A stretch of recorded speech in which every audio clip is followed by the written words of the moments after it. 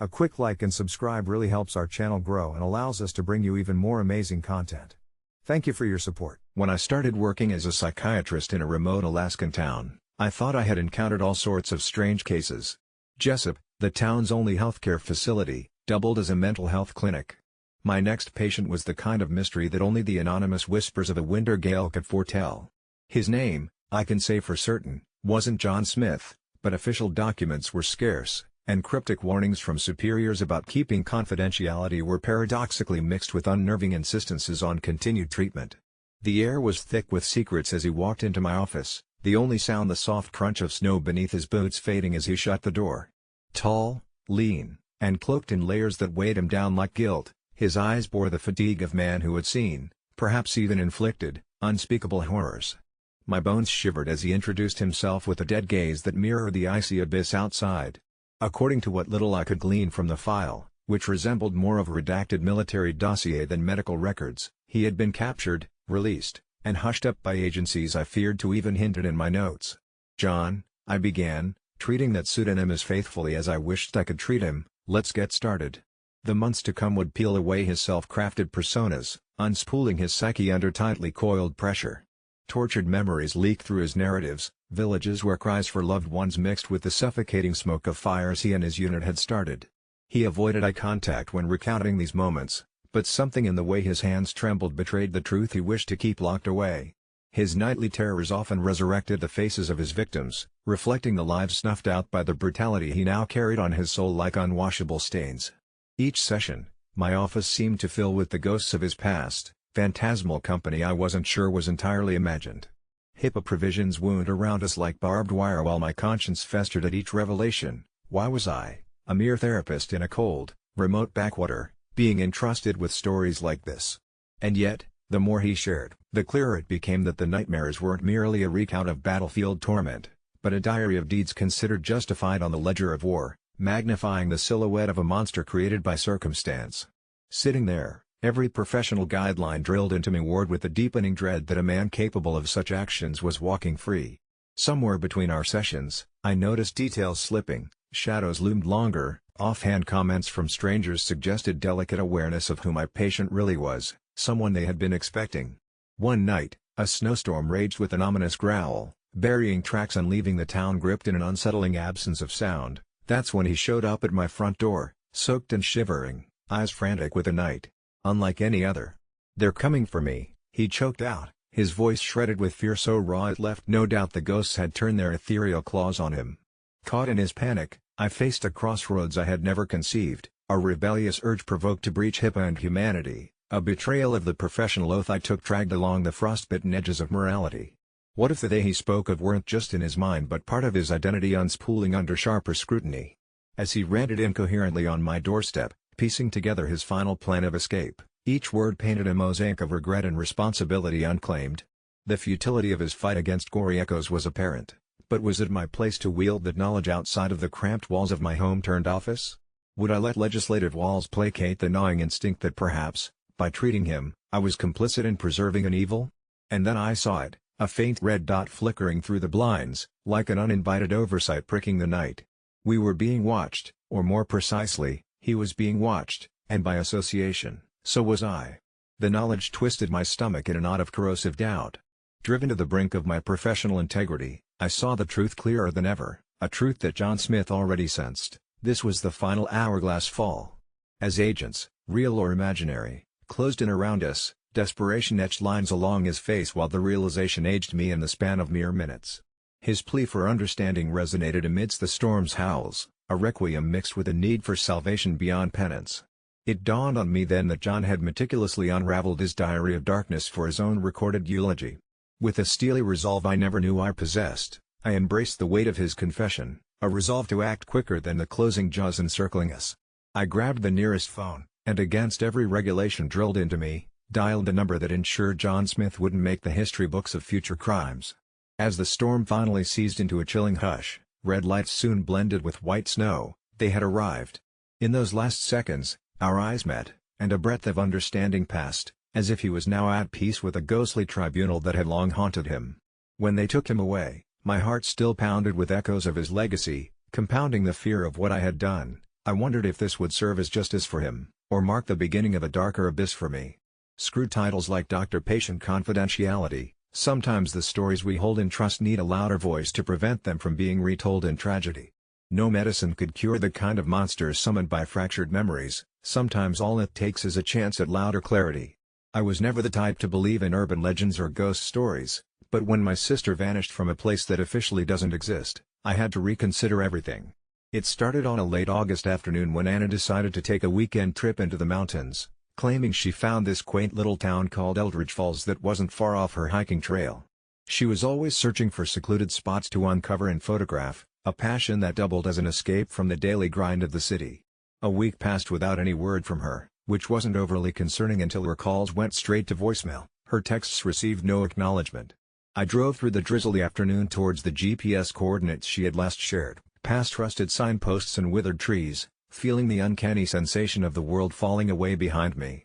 As the pavement disappeared into gravel, my skepticism mingled with an uneasy realization. I was entering a place unnamed on my maps, its existence whispered in hushed tones by locals who spoke of shadowy occurrences and inexplicable disappearances. The town materialized around a bend, like a page turned too quickly in a forgotten book. Its narrow streets were eerily deserted, the paint flaking off the quaint Victorian-style homes lining them. The air felt stagnant, time suspended in this pocket of forgotten America. Despite the setting sun, a disconcerting lack of sound surrounded me, no crickets, no birds, just oppressive silence. I found the inn Anna had mentioned booking, a rundown relic that seemed abandoned, its sign faintly swinging in foreboding creaks. An old woman behind a dusty front desk eyed me with what seemed like ill-concealed disdain, or perhaps pity. Her deep-set eyes were murky, pools of forgotten memories. When I mentioned my sister, she seemed to shudder slightly, muttering something about people who venture too far. She handed over a key absent-mindedly, as if her mind had wandered to darker realms. My room was something pulled from an old black-and-white photograph, a claustrophobic space draped in shadows tinged with sepia. The first night was unsettling, dreams of Anna whispering warnings blurred with visions of shadowy figures moving just beyond the periphery of my consciousness. I woke in a cold sweat, feeling as if I were being observed. Determined to find any trace of her, I spent the daylight hours exploring the town. Eldridge Falls seemed caught in a time just out of reach from progress, a place where every door seemed firmly shut, every window an opaque eye hiding unknown truths. Asking about Anna only drew blank stares or nervous flutterings. It was clear they knew something, but an undercurrent of fear held them silent. My nights were restless, the dreams becoming more vivid, more oppressive, as if the town, or something within it, was trying to tell me something it couldn't say when awake. On the fourth day, I stumbled onto a path leading out of town, partly hidden by overgrown weeds and a decaying wooden marker with no discernible script. I followed it against the intuitive urge to turn back, my resolve steeled by memories of Anna's laughter. The path wound into a dense forest, draped in mystic fog, the sunlight filtering through in dull whispers. Each step echoed, each rustle set my heart pounding. Then, I found the remnants of a cable car station, cables trailing ominously into the clouds above, and a ledger inside, the last entry in a neat hand, and his unmistakable scrawl, scrawled across the page, met some people. Exploring further. Eldridge Falls hides secrets. The next few hours were a blur of frantic investigation. The townsfolk grew more reticent, their eyes pleading for me to stop. When I visited the local library, an echoing chamber of dust and forgotten lore, the librarian, a gnarled man with eyes that danced like fireflies, whispered frenetically about the history of Eldridge Falls, a settlement erased from official records following a tragic mining incident decades earlier. He hinted at something more sinister than bureaucratic negligence, something ancient, a binding fate inked in blood, he called it. My determination gave way to despair drenched in urgency, but the librarian pressed a fragile envelope into my hand, mumbling about truths no one wanted to see. Inside was a photograph, the grainy depiction of revelers in a bygone festival, and his face unmistakably surrounded by unfamiliar figures whose eyes seemed to see beyond the image. I returned to the inn stunned, my skin crawling with the cold breath of the unseen world pressing in closer. That night, my dreams turned violent, as if something wanted out, thrashing within the confines of my mind. When dawn broke, I made my decision, to leave, to bring back help if necessary, but my resolve wavered as a new weight pressed upon me. Anna, whose laughter now echoed mockingly through the stillness, faded into it. But I couldn't just leave without knowing. On my final exploration, I stumbled upon an entrance to what seemed like an underground complex, eerily beckoning and foreboding. An insistent yet inaudible call. Some may say curiosity is dangerous, but perhaps it was kinship that drove me to descend into the darkness, into the belly of Eldridge Falls that morning.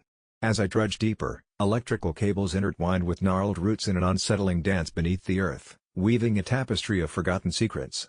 The air grew thick, heavy with the scent of damp history. The corridor turned and twisted, shadows deepening until the silence broke, not with Anna's voice, but a cacophony of anguished whispers and metallic groans, the voices of past souls tethered to this place beyond time. In the dim light of my phone, I glimpsed her. Anna stood, facing away, her form faint around the edges as if phasing between worlds. Tentatively, yet desperately, I reached out, but her image flickered like a dying bulb, a tender agony in her gaze, the knowledge of a sister forever out of reach yet forever entwined with this place. My heart broke in that eternal instant when everything shattered into tumultuous dark. I awoke at the edge of town as if cast out, the sun bearing down with harsh clarity that crushed any lingering dreamscape. Behind me, the town lay untouched by the passing hours, still holding secrets more profound than the gnarled histories I'd uncovered. They were anecdotal displays, leaving Eldridge Falls unmarked, a place that didn't exist yet persistently lingered in the shadow realm of memory. I never found Anna's physical presence again, but her soft gaze haunted the edges of my perception, in every shadow cast and every whisper caught on the wind. Her disappearance was outshone by the more pressing reality, that I survived the place, marked by truths untold, deeper than any plausible fiction. I understood now, some absences permeate existence more intensely than presence. I left Eldridge Falls behind, but it never truly let go of me. My sister was gone, lost in a town that doesn't exist, yet never completely erased from reality. Living in the crisp air of rural New Hampshire has its perks, especially if you're someone like my dad, who adores hunting. Last Christmas, I decided to surprise him with something he always talked about but never got around to buying, an infrared scope. The gift was a hit, and we immediately embarked on a night adventure, eager to test out how the woods around our house would transform through the thermal vision. Barely outside, the chilling quiet enveloped us, the absolute darkness swallowing us whole. My dad, ever the experienced hunter, led the way quietly, with me trailing behind, heart pounding more from the thrill than fear. It all started as a mundane exploration, watching rabbits leap through bushes as crimson blobs and deer graze, their bodies etched in ghostly white against the cooler backdrop. As we trod deeper, the screen suddenly lit up with hues not native to these parts. A kaleidoscope of shifting colors danced toward the edge of the grove, moving erratically like they were floating. Dad lowered the scope, his breath hitching. "Must be something wrong with it," he murmured, passing me the device. But, as I peered through, the bizarre figures persisted, gliding frictionlessly in a peculiar, jerky rhythm. I felt a prickle of unease skittle down my spine. Their outlines shimmered like heat waves, almost humanoid but unnervingly elongated, with limbs too thin to be of anything natural. An icy panic clutched at my throat. Remembering tales spun by the locals about the ancestral woods, I wanted desperately to chalk it up to technology playing tricks. Yet, there was something undeniably corporeal in how these shapes weaved between trees, their presence raising an ancient, instinctual dread within me. My voice shook as I handed it back to my dad, hoping he'd have an explanation, any explanation, beyond my terrifying imaginings. "Get home," he whispered with an edge I had never heard before. We turned, his grip firm on my shoulder, pace quickening. But barely a few steps in, a high-pitched whistle swept through the silence, an unnatural tune that echoed chillingly, swelling until it drowned out the rustling leaves and my pounding heart. Dad's face was stone, eyes hard as he looked back through the scope once more. The shapes, now even closer, writhed unnaturally, distorting and dissolving into each other in some grotesque ballet. We could make out their faces, or what they passed for faces. There were no eyes, yet they seemed to watch us, eerily aware, the gaping voids for mouths enhancing the cacophony of their petrifying serenade. We were transfixed, limbs leaden as if rooted to the earth, until one figure broke away, stretching slightly taller than the last, its reach long and deadly precise. Dad shoved me forward with more force than I thought he was capable of. "Run! Don't look back," he shouted, the sternness of his command cracking through the encroaching terror. My legs found life and I sprinted faster than ever before, my mind numbly bridging my dad's presence behind me to the dreadful mass converging within touching range. The whistling crescendoed, violent, and maddening, clawing at my ears, but I couldn't risk glancing back. Breath ragged, chest ablaze, I hurled myself toward the distant line of our home.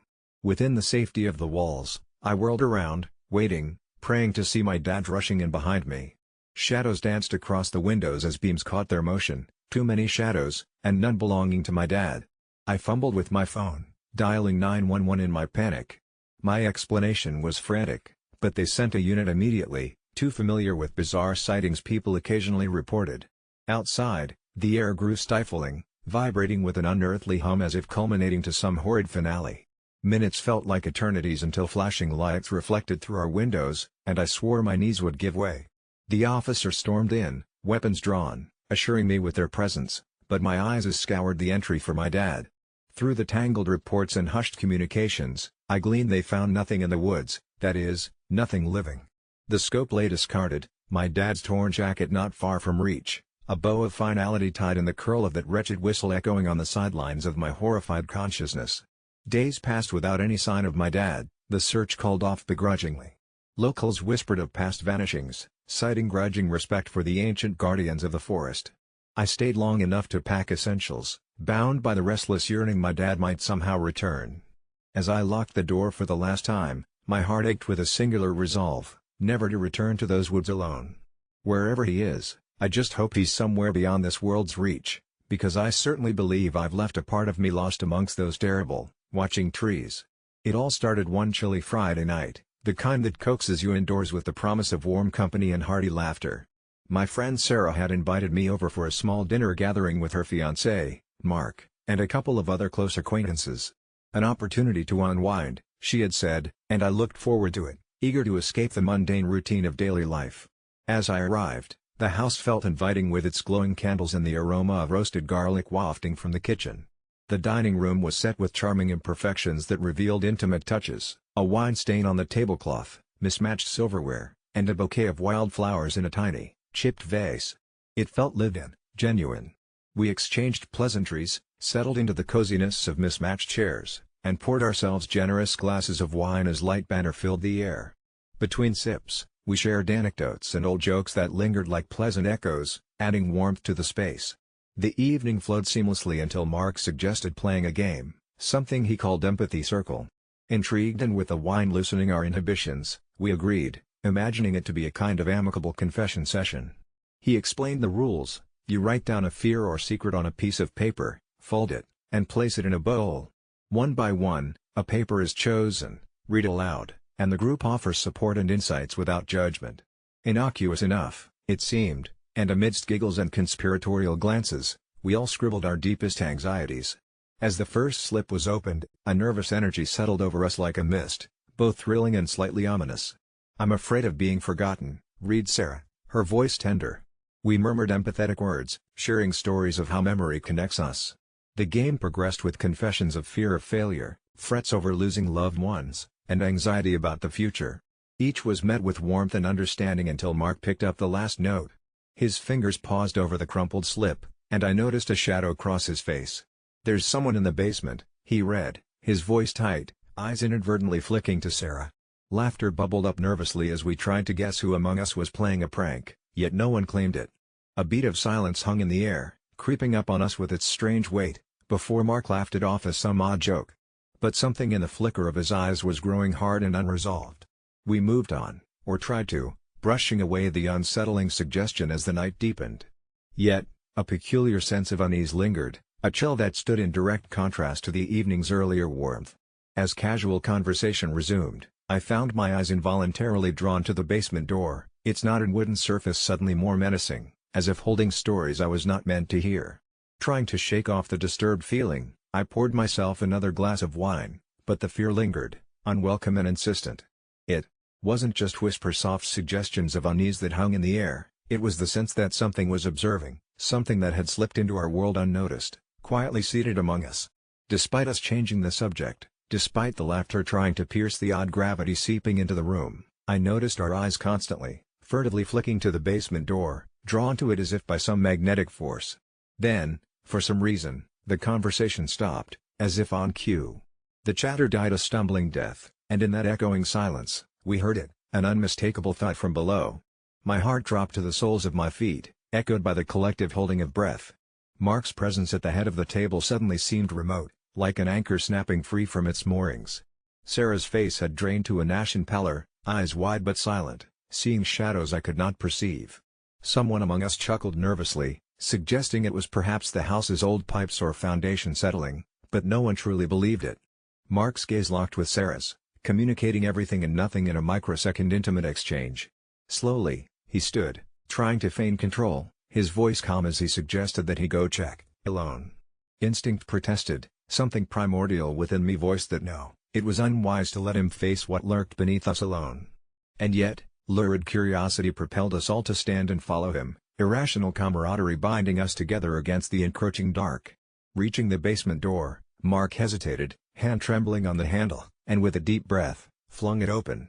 Shadows pulled at the bottom of the stairs, and the light switch flickered reluctantly to life, illuminating the contours of a space cluttered with relics of life, a forgotten tricycle, boxes marked in faded Sharpie, a half-assembled treadmill. Ordinary, also comfortingly ordinary. Tentatively, we descended, each step creaking underfoot with conspiratorial whispers. I held my breath, expecting some grotesque apparition to unfold itself from the gathering twilight, but there was nothing, only the basement clamoring with its odd normalcy. Reassured or resigned, we laughed nervously at our irrational fear, at the way shadows can twist the mind's fabric into knots of absurd fantasies. We returned to the living room, where the air felt lighter but fatigued. Someone proposed dessert, and the normalcy of it tasted sweet on my tongue until the power flickered and every light sputtered out, plunging us into a thick, palpable darkness born of void and fear. There was a murmur, a ripple through the group like shockwave. Then, a voice spoke from the darkness, not one of ours, raw and rasping like stone on glass. It drew a breath that sounded wet and cavernous, a subterranean echo of torment we hadn't fathomed, and said simply, "You found me." Panic rose with tangible panic, like a tide ruptured free of its dam, and my heart surged into a loud, hammering chaos. Someone screamed, maybe it was Sarah, and chaos erupted, bodies scrambling for doors, limbs crashing into furniture, the air thick with the acrid scent of fear. As light crashed back into the room, our eyes groped around, searching for the source of horror, every crevice scrutinized, but those shadows had retreated and folded themselves into the comforting confines of familiar things. The whispers were gone, silence sealing their abrupt exit. We stood silently, breath hitching, unity frail but unbroken as the real was swept beneath an oppressive eye of unexplainable dread. Perhaps it had been orchestrated within minds oversteeped in fear, perhaps it was the unwelcome remnants of some forgotten occupant now angered by our intrusion. I thought of the note again, the warning, "There's someone in the basement," and my skin flushed cold. We never did find explanation or reason that satisfied the betrayal edged into reality in that moment.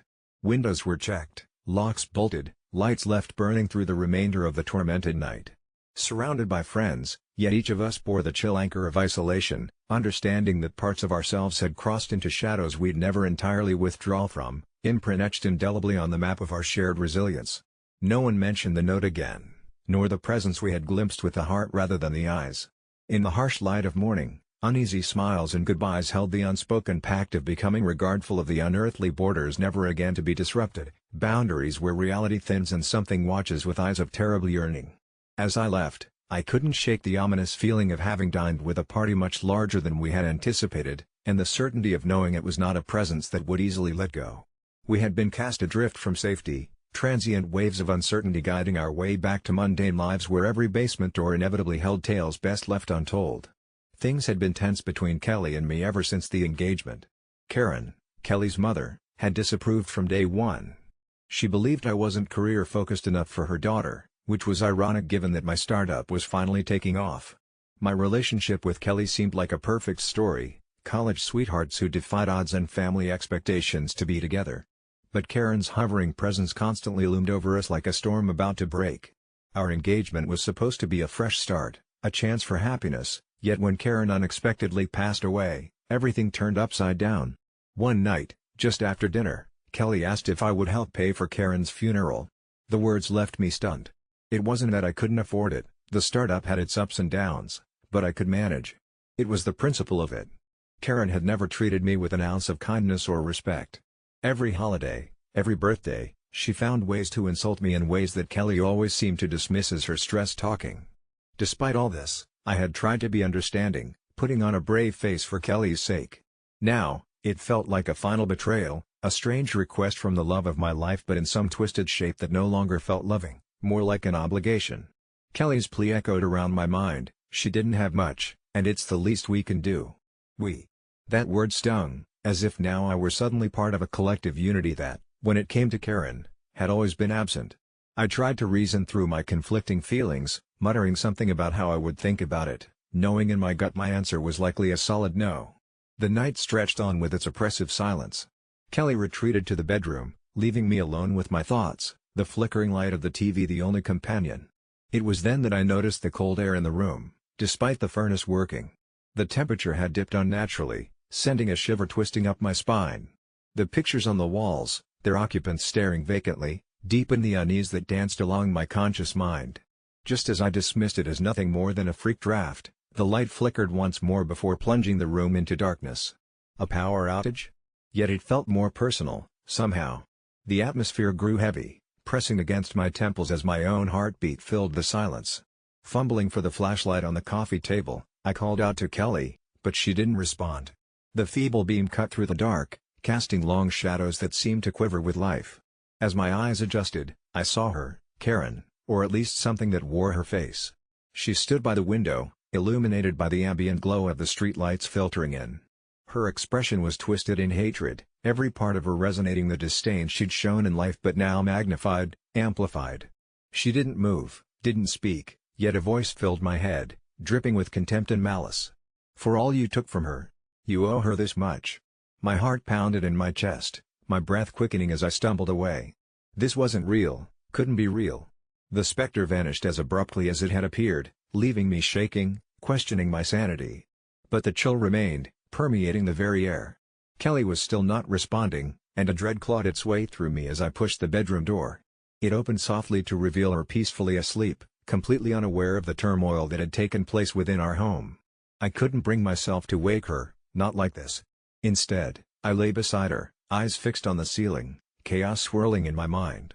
The next few days were a blur. Kelly seemed oblivious, completely and mercifully unaware of what I had witnessed. Karen's funeral approached, every step toward it feeling like it pulled me, dragged me toward an abyss I feared to name. As much as I tried to convince myself it was all stress, all the hallucination of a mind overworked, depleted, the memory clung to me. Every shadow seemed to hide her, every cold draft was a whisper of her presence. The day of the funeral arrived under gray skies threatening rain. I decided, in a moment of clarity or perhaps surrender, that I would contribute. Not because she had convinced me in life or even in that haunting moment, but because Kelly deserved peace. The ceremony was a somber affair, hushed tones and stolen glances that I pretended not to notice.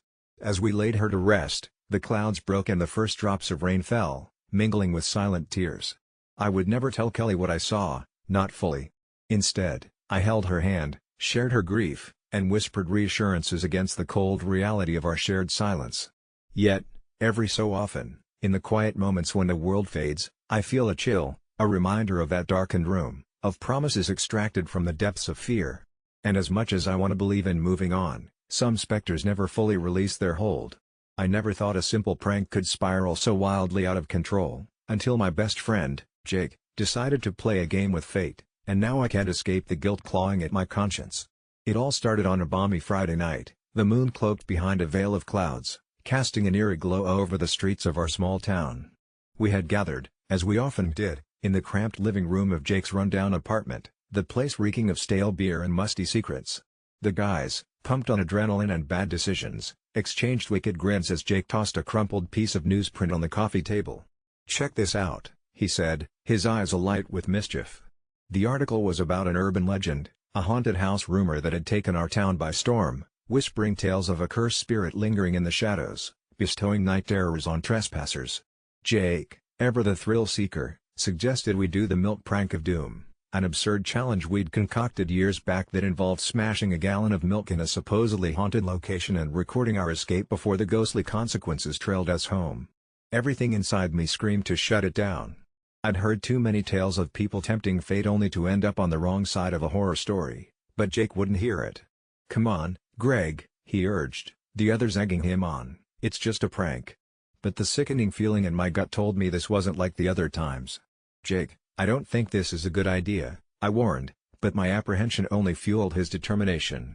As they prepared for the impending escapade, I decided to bail, leaving Jake and the rest with a lingering stare that screamed a silent don't. Later that night, the air electrified with a sense of foreboding, and sleep evaded me. I lay in my bed, eyes flickering between shadows, where every creak felt like an omen of disaster, haunted, perhaps, by the stillness of knowing I should have done more. When my phone buzzed frantically at 2 a.m. with messages from a number I didn't recognize, my heart plunged into an icy grip. Each word I read sent chills down my spine. It was Jake, desperately pleading for help, the texts riddled with typos and panic, trapped, can't get out, and she's here. Against my better judgment, guilt drowning out reason, I grabbed my keys and tore through the streets, my car's engine screaming beneath the oppressive night. My headlights cut through the murky fog as I arrived at the decrepit old house leaning into the night like a specter, its windows gaping voids, the air alive with an unnatural silence that prickled my skin. I found the door slightly ajar, and from within echoed distant cries, a series of stunted breaths and Jake's muffled cries for mercy. As the haunting chill seized me, every instinct screamed to turn back, but the pull of friendship, and fear of what could already be too late, drove me deeper into the bowels of the house. The air grew colder, pressing against me with unseen weight as I moved through the dust-filled corridors of ghostly echoes, the scent of rotten wood and something far more sinister clinging to the air. My flashlight flickered, casting unsettling shadows that danced across the peeling wallpaper, which seemed to whisper a forgotten story, all the while my heartbeat mimicking the rhythm of a death knell. Suddenly, out of the blackness, Jake's voice pierced the veil of shadows, a grotesque half-laughter, half-sob that reverberated around me. "Greg, she's here. She's real," his voice babbled incoherently. I found him in a corner, eyes wide with terror, taut with the maddening grip of an unseen fear. The weight of my earlier warning hung between us like a curse fulfilled, and in that moment, I realized the true horror of our folly. Whatever malevolent force Jake had disturbed, it was far beyond our understanding or control, as if the house itself pulsed with a life of its own. We didn't have time for apologies or regrets. Time seemed to twist and distort as we retraced our steps back to the entrance, the air thickening with every step as the walls began to close in, urging us towards a madness that lingered just out of reach. Just as we burst through the threshold, gasping for the night's chill air, the door slammed behind us with a finality that echoed our severed connection to the world we thought we knew. The scars of that night etched themselves into Jake's and my reality. He was never the same, his laughter replaced with the echo of that haunted sob, and my warnings, once ignored, whispered a haunting reminder of the line we'd crossed. Time passed, but the grip of that night never loosened, and for Jake, the boundaries between reality and nightmare forever blurred. Perhaps I was the asshole for not stopping him, perhaps the true horror lies not in the unknown, but in the things we dare not to believe, lurking just beyond the edge of our own hubris. When my best friend Jenna called to ask if her cousin Mara could stay at my place for a few weeks, I hesitated. Jenna was a dear friend, and favors like this were part of our unspoken pact. But the problem was something that haunted me every time I let others into my private domain. 3 months ago, during a separate houseguest incident, a routine shampoo had turned into a catastrophe. The hair products I used were not ordinary, they were concoctions of bespoke formulas, artisan blends that I humorously referred to as my elixirs. Expensive? Definitely. But they had a purpose beyond vanity. The fragrant potion had been gifted by an old acquaintance who claimed its lineage traced back to some ancient text. My hair, unruly and always threatening to escape into a tangled mess, was finally tamed under its guidance, and I'd do anything to keep it that way. Mara arrived late one rainy evening, bringing with her an aura of unpredictability, and perhaps it was the streak of storms that ignited the unease in my veins. She was all charms and pleasantries, a tempest of charisma bound in a petite frame with eyes that flickered like candle flames. The first few days were harmless enough, in that superficial way where you reside with someone under civilities but sense a looming dissonance. We danced around each other's schedules, and I felt comforted by the distance. That was until the second week, when something, more specifically, someone, went missing. Its absence was loud in the hushed whispers of the bathroom. My conditioner was gone. Though at first convinced that I had misplaced it, a sick feeling curdled in my stomach. My space wasn't large, my discipline strict. When did I ever misplace anything? I confronted Mara in the gentlest manner, masking my suspicion behind the veil of casual inquiry. She laughed, a tinkle of innocence mingled with disbelief, expressing her gratitude for letting her stay and insisted she had no need for my highbrow products. Her insistence came with a gaze unwavering. Perhaps, I thought in a fleeting moment, she genuinely didn't know. Surrendering to an air of unwarranted guilt, I insisted it was a misunderstanding and fatefully decided to hide the rest of my concoctions. They went in a lacquered box under my bed, a childhood gift embellished with garish designs, the inside lined with fabric worn thin by time but enough to conceal what mattered. That night I awoke to the sound of humming, a melody unknown, carrying through the walls like a current. Soft, then swelling with unsanctioned vibrato. It wasn't a song for the living, whispering secrets in a language forgotten. I was up, out of my bedsheet's warmth, trailing like a ghost in the moonlit drafts towards the source. The sound lured me into a trance, one step after another until I stood outside the bathroom door, ajar. Mara was inside. A faint orange glow encircled the door's edge like fingers of light creeping outwards. My heart thundered an offbeat percussion as I pushed the door. There she was, twirling, a silhouette in eerie motion, and every strand of her hair moved as if lifted by otherworldly hands. The shampoo bottle lay empty on the tiles, the cap lost in a bubble of froth foaming at her feet. The room reeked of something pungent and unfamiliar. The residue of lavender was chasing a shadow scent, something darker, perhaps sulphurous. What I witnessed was beyond comprehension. Her hair wreathed from her skull in tendrils, each as if possessed. With every twist, they danced, entangled in an embrace with the air itself. And Mara? She was laughing haphazardly, an intoxicating blend of joy and fear, her reflection distorted in fragmented light. The elixir had done this. I realized with dawning horror that my old acquaintance had not so much gifted me a boon as cursed me with latent danger. Those ancient promises of beauty had hinged on peril balanced in the precarious duty of secrecy. The laughter turned to panic as her eyes snapped toward me, pupils widened with an infinitesimal universe of dread. She pleaded without words as if I could stop it, reverse the spell. But I was frozen, stuck on the precipice of inertia and terror, not knowing how to break the hold. The sound crescendoed into a final climactic silence as abruptly, she stopped, and the tendrils of hair settled back onto her shoulders with languid defeat. She crumpled to the floor, elixir seeping into the drain's mouth, veins of alabaster porcelain spreading out to the world below. In the ensuing chaos, the air lay heavy with explanations. Mara, now silent and transformed by the knowledge of the unseen, unsettling truths that no guest should bear. She didn't speak of it again as if acknowledging its presence might tether her back to that ephemeral spell. I disposed of the remnants thoroughly, heedful this time of the extra set of eyes watching with silent empathy for the secrets I've harbored, now shared. Mara left, gratitude unspoken but intense, layered with understanding. Jenna never asked why everything changed or why Mara seemed more shadow than flesh when she returned home. The incident lived on, locked within our mutual silence, a tale better left to darker corners. I might be the asshole for hiding the damn conditioner, but I learned, a valuable lesson bled from the teachings of ancient sorcery and human folly, that some doors are better left unopened, even in the comfort of one's own home. A myth. Asshole for telling my sister no to taking in her kids? It seems like a simple question, and maybe at first glance, I am the asshole. But once you hear what happened, maybe you'll understand. It was just after midnight when the first call came through. My sister Clara was hysterical, barely coherent, her voice nothing but a trembling whisper mingling with the static and crackle of a poor connection. They came back, she managed to choke out before the line abruptly went dead. My heart pounded like a tribal drum in my chest, questions swirling in my mind like a swarm of angry wasps. Only a week ago, Clara had confessed about the ominous visits she'd been receiving, things she couldn't explain and that defied reason, a feeling of being watched, shadows creeping along walls, doors opening in the dead of night. I brushed it off as stress. She was now a single mother of two energetic boys after the tragic and sudden passing of her husband, Kevin, in a supposed hit-and-run accident.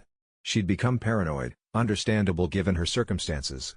But when the house phone rattled against its cradle and her line went silent once more, I grabbed my car keys and headed to her house, the dark highway unfolding like a predatory beast under my headlights. The house was eerily still when I arrived, an unsettling air that made the hair on the back of my neck stand upright. I pushed the front door open, and an oppressive silence flooded over me. Clara's home, once filled with laughter and the exuberance of young children, now felt hollow, like a tomb. "Clara?" I called out, my voice echoing into the void. A shiver ran down my spine as I moved deeper into the house. The hallway light flickered nervously as I approached the living room, and there I found them, Clara huddled in a corner, clutching her children, her eyes wide and glistening like those of a hunted animal. She looked up at me, desperation etched deep into her features, stammering for me to understand the severity of what was happening. "They're everywhere," she whispered, her voice barely audible above the thudding of my heart. "Watching, lurking. Always waiting." Any lingering skepticism I held evaporated. There was a tangible darkness in the house, a malevolent presence that seemed to throb with its own energy. I wanted to comfort her, to tell her everything would be okay, but the truth caught in my throat. I'd felt it too, the oppressive gaze from the shadows, like multitudes of eyes, each pinning us in place. Then, a dull, resonant thrumming shook the house, emanating from the very floors beneath us. The windows rattled in their frames as I felt an involuntary chill climb my spine. Clara's children whimpered, clutching their mother tighter, their small bodies trembling with fear. "Please, take them," she pleaded, desperation clinging to her words. She pointed to a suitcase she'd packed, as if expecting me to whisk her sons away, to give them a refuge from whatever terror plagued her home. But something primal screamed at me not to take a step further. It was a strange, uncanny sensation, a voice, their voice perhaps, reverberating within my skull. An incoherent whisper, promising no, demanding that they stay. My legs felt like lead as Clara begged me once more, tears streaming down her face, her body racked with sobs. And it was the boys I looked at then, really looked into their eyes. For the briefest moment, their pupils seemed to shift, like shadows darting through their gaze before it vanished into normalcy. Yet, that slip was enough to root me in place, a cold realization prickling along my skin. I knew then, without a shadow of a doubt, they weren't safe, but neither was I or anyone else. The darkness had marked them, claimed their fragile, innocent lives as an entry into our world. I staggered back, my heart pounding in my ears, the air around me growing thicker, weightier. I felt it would swallow me whole if I allowed it. Rational thought was unspooling fast, and the urge to flee was overwhelming. I backed away slowly, hearing Clara's voice following me, rising in panic, her pleas twisting into accusations. I should have carried those boys to safety, taken them away, but something prevented me as if invisible hands held me in check. The air shivered, growing dense with a presence I couldn't deny. It hung between us, a choice, a barrier, a warning. The moment I crossed the threshold with those children would mark my fate and theirs as inextricably bound to whatever watched from the darkened corners. I left the house, staggered into the night, every instinct urging me to bold, to drive as fast and as far from them as I could. Clara's cries echoed in my mind as I stumbled back to my car, feeling the weight of guilt and fear pressing down on me like a vice as the darkness swallowed me whole. I considered reaching out, telling someone, but who would believe me? Perhaps this was her reality now, or mine if I let it. Silent whispers still echo in my dreams, pulling me back to those nightmarish moments. I find myself questioning the boundaries of reality, teetering on the edge of an unsettling truth. Was I the asshole for leaving them there, or would taking them have unleashed something far worse? Late at night, long after the town has sunk into a mournful quiet, I still hear Clara's desolate voice, calling out from the dark, her words a chilling refrain that never fades. For 15 years, I've delved into the shadows, capturing whispers of the unseen, always shuffling in the periphery. I've brushed with the cold drafts of haunted corridors, heard the phantom murmurings in abandoned homes, and witnessed flickers of presences that elude tangible reality. Ghosts, ghouls, apparitions, none have escaped my diligent ears and eyes. Each encounter reinforced a belief in their existence, their ethereal persistence in our world. My equipment, an assortment of digital recorders, EMF meters, and thermal cameras, had become extensions of myself. Over the years, I built a reputation, embracing every chilling encounter, relishing each spectral tale. Until, on a routine investigation, I faced something that shattered my understanding of paranormal. It began with an innocuous invitation from an old friend, Phoebe. "I've stumbled upon something peculiar," she wrote. Her words had the characteristic subtleties of understated horror, a promise of excitement. She spoke of a derelict mansion on the outskirts of a town forgotten by time, where the locals whispered warnings of cursed land.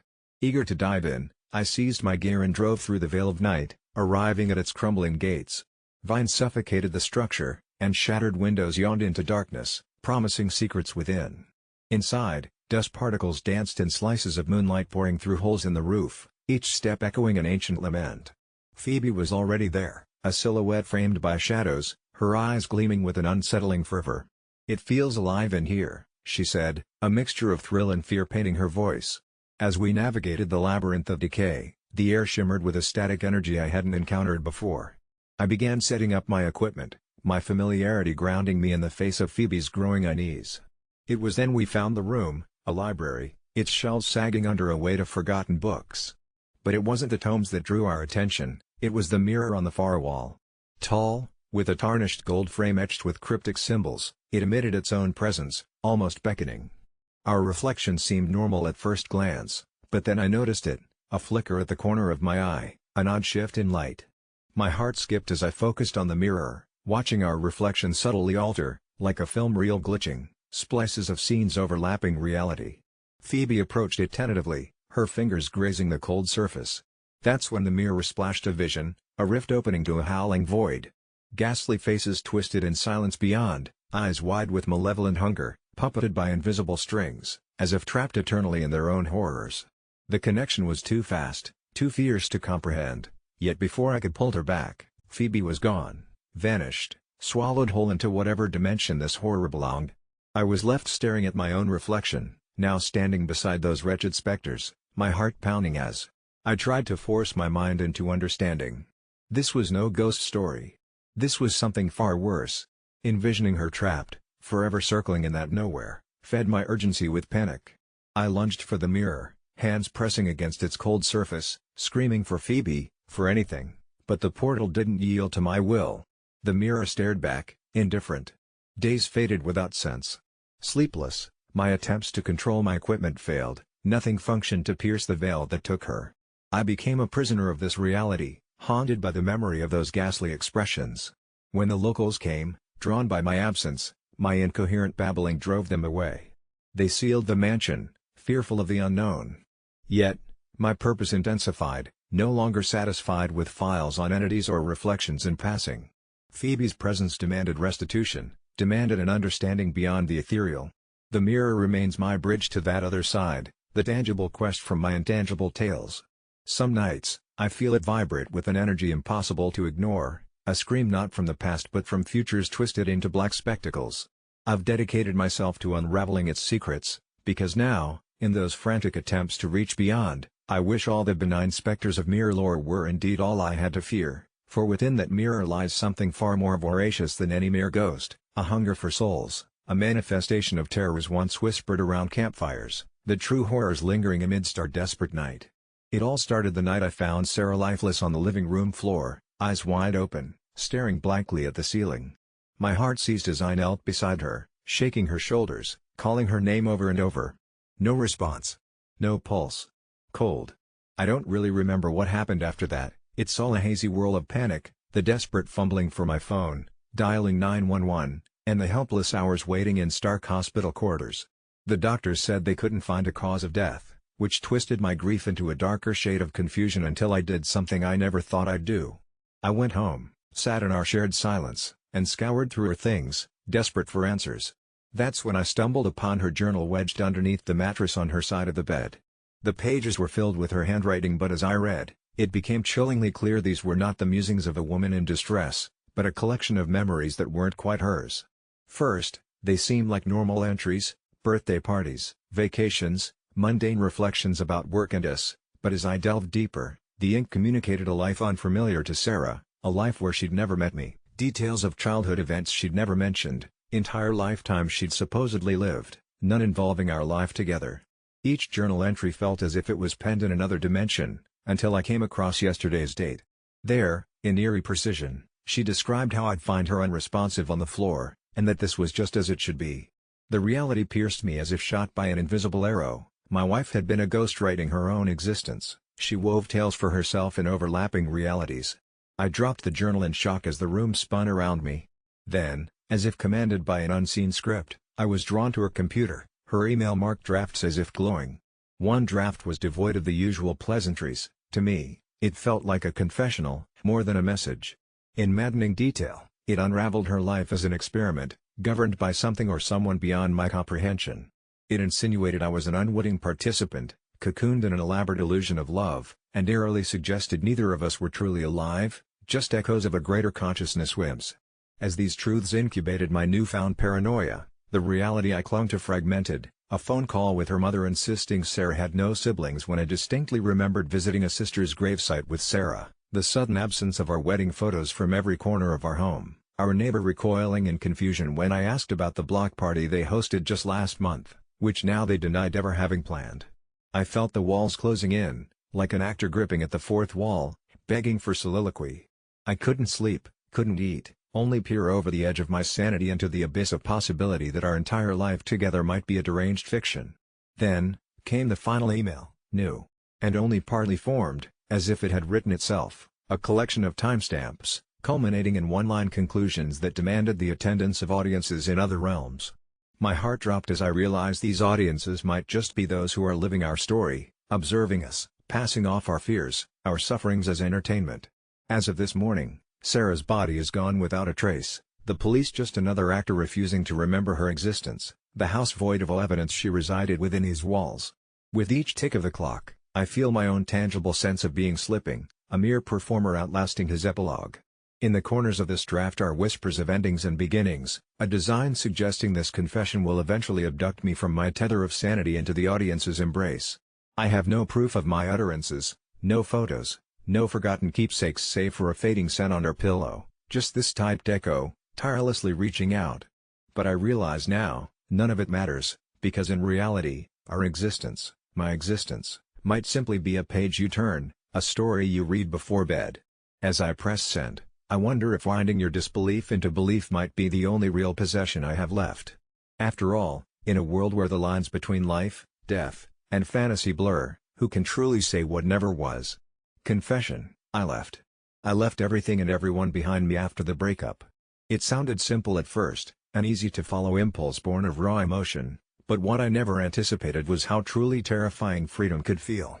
I'll start with the breakup itself, not the typical place you'd think all nightmares begin. After all, I thought, heartbreak was something one could heal from, given time and distance. We had dated for years, woven our lives together so intricately it almost felt like we were one person. Shared house, shared friends, shared future, or so I thought. The end came like thunder on a clear day, swift, unexpected, and it left everything in disarray. "I've found someone else," she said, her voice barely a whisper but somehow louder than a scream in my ears. The betrayal wasn't just in the act but how ordinary she made it seem, like telling someone what the weather was like outside. The shock paralyzed me at first, but as the initial sting faded, a newfound resolve took its place. That's when I planned my escape. I packed a bag with essentials, left a nuanced farewell note not just for her but for anyone who might care, and drove in the dead of night with no specific direction. I wanted to outrun the ghosts of my past, the memories shackling me. I found myself on the serpentine roads of rural nowhere, the night swallowing my car like a forgotten cough in a deep well. I ended up in a town not listed on the maps, its quaint essence almost serene if it weren't for the eerie silence that gripped it like an unyielding fist. Cell service was a stranger here, and for a while, I felt a bizarre kind of peace from disconnection, as if I were in another dimension entirely.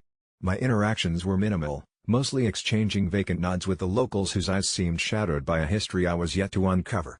They lived in creaky houses that sat oddly close to one another, like whispered conspiracies.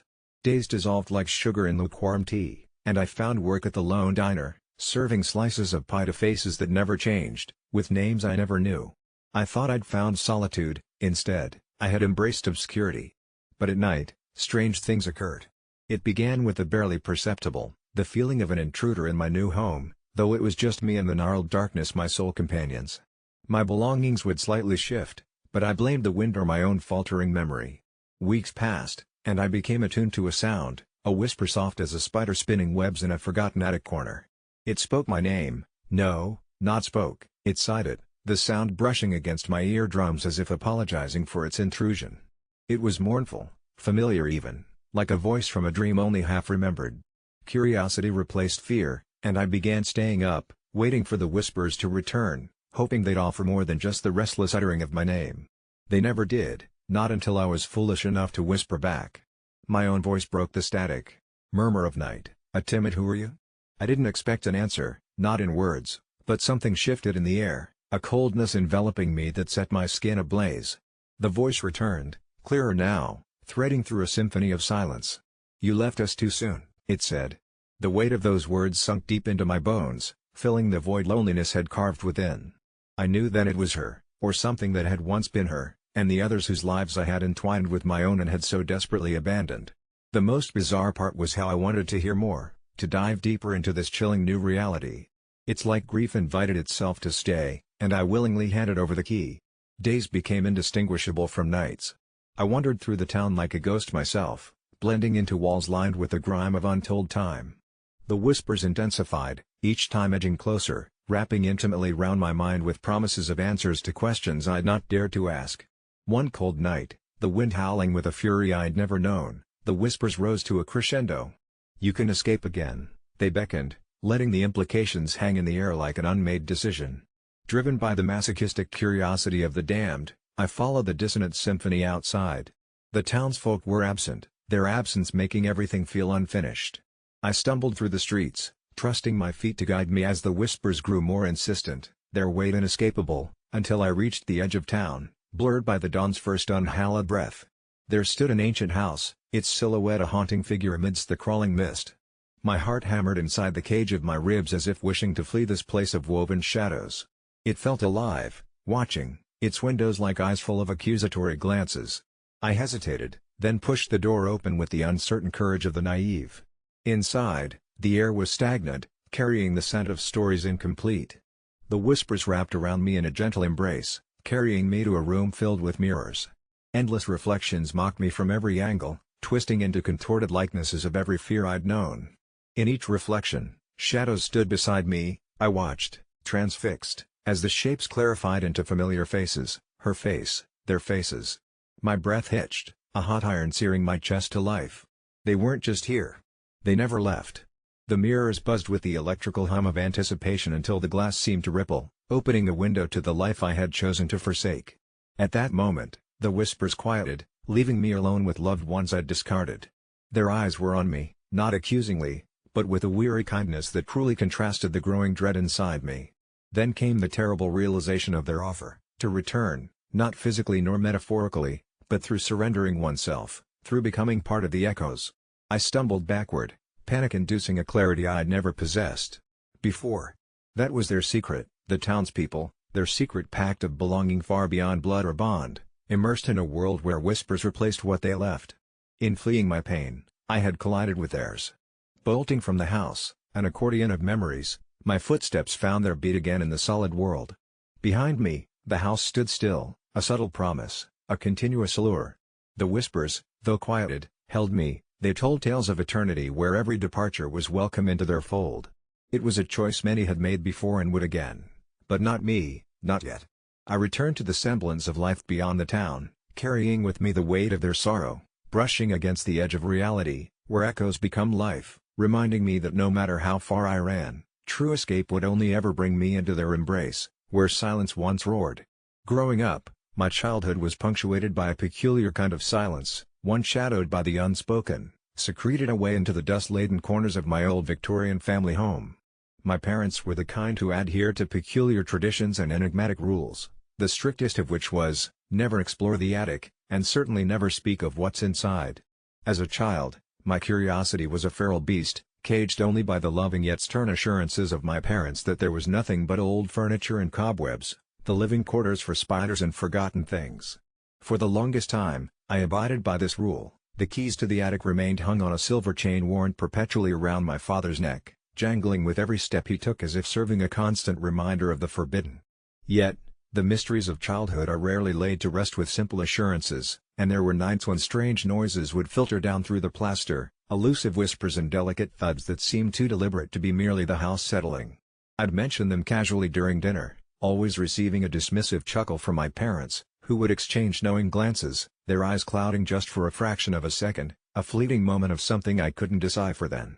As I grew older, the happenings took on a new form, less like curious noises and more like soft footsteps above my ceiling, sometimes growing frantic as if dozens of feet joined in an echoing dance.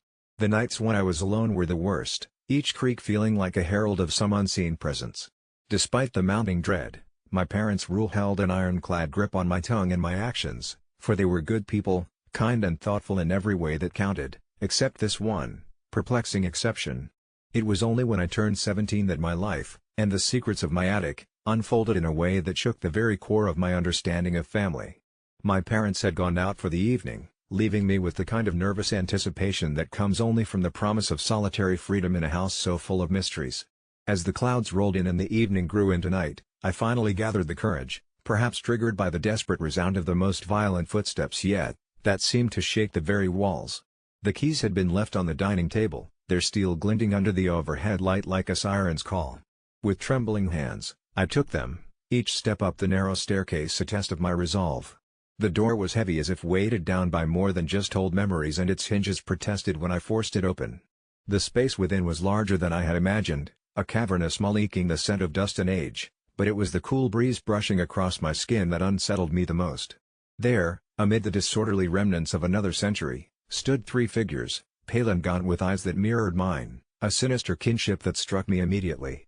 They beckoned me with desperate eyes, their voices a tangled whisper that spoke directly to the marrow of my soul, claiming kinship yet unknown to me. "We're your brothers," one said, regret woven deeply into every syllable. And as the truth unfurled, my mind reeled with the implications. Hidden away by necessity or fear, my parents had kept these siblings concealed, tethered to the anonymity of the attic's shadows due to reasons yet unclear. Their story was a puzzle, fragmented but given color by their insistent claims of love and neglect, kindness and betrayal, a picture painted with the brushstrokes of secret lives. I wanted to embrace them, these spectral parts of my own history, but a chilling realization clawed at my subconscious: if they were secreted away, what did my parents fear? My thoughts tangled and danced with their whispers as they recounted tales of attempts to leave, of unseen threats and grim familial duties, their pleas bleeding into my consciousness like ink in water. The attic's presence was alive around us, pressing in with memories and the weight of secrets too monstrous to comprehend. The deeper they drew me into their reality, the more the boundaries blurred between safety and suffocation, family and foe, echoes of promises and betrayals etched into the very bones of the house. And then, as if triggered by my revelation, the house emitted a deep groan, the sudden fury of a life reaching its cataclysm. I was thrust back through the doorway in a panicked whirlwind, my fingers losing the grip on truths I'd only just begun to uncover. By some misfortunate mercy, the door slammed shut with a finality that resonated in my bones, trapping the reality of my secret siblings back in the sepulchral confines of the attic's embrace. The key fell from my grasp, bouncing once before resting in silence, a sentinel in its inaction. The truth of my family lay barred behind a door now stronger than iron, my voice, my resolve sealed in the prison of my heart by the unwavering declarations of love from parents who understood more than they'd ever let slip, their choices a contradiction of protection and punishment. From that night on, my home became simply a house, a structure of conflicted histories and hidden truths. My once secure world inverted, leaving me to navigate a minefield of secrets I was never meant to discover. My parents, when questioned, offered only quiet tears and trembling apologies, gestures weighted with more emotion than silence should hold. Our family dinners grew quieter, the clinking of silverware muted percussion against the ghosts we all knew lingered just beyond the ceiling. Each day, the attic loomed larger in its power, a towering testament to the fragility of truth. My secret siblings remained a whisper in the recesses of my mind, their existence a haunting cadence, a promise unfulfilled. And though my tongue remained bound by the unspeakable pact of our family's history, I carried their stories, their faces, indistinguishable from mine, locked away behind eyes that once looked at the world with innocence but now see it as it truly is, a tapestry woven with secrets, far too dire to be unraveled. It started innocently enough, an odd little quirk that I found somewhat amusing, or at least that's what I told myself at first. I love walking through cities, where tourists gather in hallmark places with selfie sticks and curious eyes, where every street corner is an opportunity for a snapshot. That's where it began. I remember the first time clear as a bell. An unassuming couple visiting from out of town handed me their phone, asking for a picture by the fountain. As their smiles formed, my finger slipped. It wasn't intentional, at least I didn't think so then. I clicked the button, but instead of capturing their moment, I turned the camera towards myself, a grinning photobomber caught in mid-laugh as they posed behind me, oblivious. I chuckled it off, apologized, played it cool, and retook the picture without them ever seeing my initial mistake. I told myself it was just a funny anecdote, until it happened again, and again, each time a bit more deliberate. There was something intoxicating about inserting myself, subtly and secretly, into these strangers' memories. A shared secret that only I knew. It was harmless at first, the pictures lay dormant, digital specters of my intrusions, until a peculiar sensation started to seep in. Like clockwork, every time I took another picture, this creeping shadow of unease washed over me. I brushed it aside, convinced it was just a strange byproduct of maintaining my hidden hobby. But then, strange occurrences began to unravel around me. I started to notice the faces in the photos weren't the same when I reviewed them later. Not the people but mine, the expression on my face twisted, almost sinister, a look I'd never recall making. The smiles were too wide, eyes too intense. Soon, other things changed. The background would shift subtly, elements in the picture that couldn't possibly be there, a shadow where there shouldn't be, an unfamiliar building, an unsettling figure standing eerily behind me in a place where I'd been alone. One image, in particular, gave me a chill that settled deep in my bones. A tall man, cloaked in darkness, was positioned a little too close to my shoulder. I dismissed it as a trick of the light. Surely, it was just a shadow cast from something behind me that I hadn't paid attention to when I snapped the photo. Yet, the unease grew stronger, more palpable, with every new image. Sleep became difficult.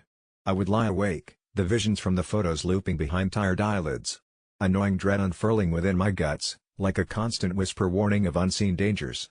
Finally, one night, I found myself restless, pulled by an unseen force into a trance-like state. Compelled, I got up, pulled out the box of old photos from my childhood. Fragments of my past spread across the floor, each a testament of time. As I flipped through them, a rising horror unfurled. My childhood photos were just as I remembered, except for one thing, the figure. The shadow accosting my recent images now appeared. In my old pictures, too, subtly at first, growing more visible as the years marched forward. I felt bile rise as the awful truth dawned. The man in the shadows had always been there, lurking, unnoticed, as though tethered to my existence. That night, sleep abandoned me completely. Daybreak blurred into fog as tremors of panic seized my body. I was haunted by this phantom in my own life, caught within photos I hadn't taken myself, proof of a connection deeper, older than my forgotten moments on sidewalks, more sinister than I dared imagine. With every passing day, the man became more defined, closer, always caught mid-motion, as though reaching for me. It seemed absurd. How could a series of digital images manage to twist fate? But with each new interaction when I was handed a camera, my resolve shriveled. Did this unseen presence dwell in the lens, feeding on stolen moments of vanity and trust? I avoided places where tourists gathered, but it was futile. There were always others, seemingly handpicked by an unseen puppeteer, who would approach me with innocuous requests. I couldn't resist the urge. I had to yield and take the picture, bound by an inexplicable compulsion to continue this sinister chronicle. And what if I didn't comply? Would he emerge from the darkness he'd long occupied, tearing through the flimsy veil of reality into the world of flesh and consequence? The snapping of each photo became deafening, each click another nail sealing my fate. Eventually, desperation drove me to seek help. Investigators, psychics, anyone who promised solace, but they all dismissed me as deranged. The world became small, a never-tightening vice of dread. The last straw came unexpectedly during a family visit. Moments before an innocent request, a photo session celebrating nothing more than the mundane joy of a shared meal. A shrill gasp belched from my mother, who had snatched her phone back with trembling hands. Her face blanched, eyes wide with undiluted fear, staring at the screen in disbelief. "Who is that?" she croaked, directing tremors at the visage there, punctuated by the dark silhouette of the man. How could I explain?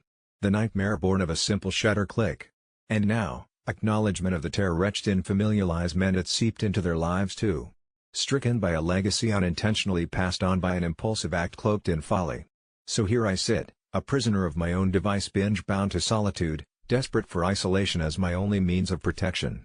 And I confess this all now, to you, dear reader, as a warning cloaked as my tale, because the unseen will reach you just as it reveled in reaching me through candid grins, tender moments, and the ordinary unfoldings of lives caught in fleeting frames. Someday soon, when you pass your camera to someone, somewhere, and find an unusual face captured in your photo, a grim stranger entwined with your memory, then you'll understand, when not even an ounce of light can illuminate the darkness's grip. When I entered nursing, I expected long hours, exhaustion, and occasionally ungrateful patients, but what nobody prepared me for was the night my past came clawing back, leaving bloody fingernail marks on the thin veneer of my normal life. A year ago, I was a nurse in the psychiatric unit of a hospital in a town that's more tombstones than people, a place where whispers of the past cling to the air like the persistent fog rolling off the hills at dusk. Our patients ranged from those haunted by shadows in their minds to those dangerously enthralled by the darkness. One such patient was Lester, a middle-aged man with sad eyes and a spine-chilling calmness. Lester was admitted after a series of bizarre incidents in his neighborhood, pets disappearing and strange symbols carved into garden gnomes. He'd often ramble about a glaring unseen and warn anyone who would listen about an impending cosmic reckoning. He was there for months, slipping through different levels of consciousness like a clock gone haywire, sometimes lucid enough for a chess game, other times scrawling frantic, encrypted messages with whatever writing instrument he could find. Then, one stormy night, Lester vanished, just like that, disappearing without so much as a sound or trace. We assumed he slipped out during a power outage, a theory that, albeit convenient, always felt like a thin veil over some hideous truth.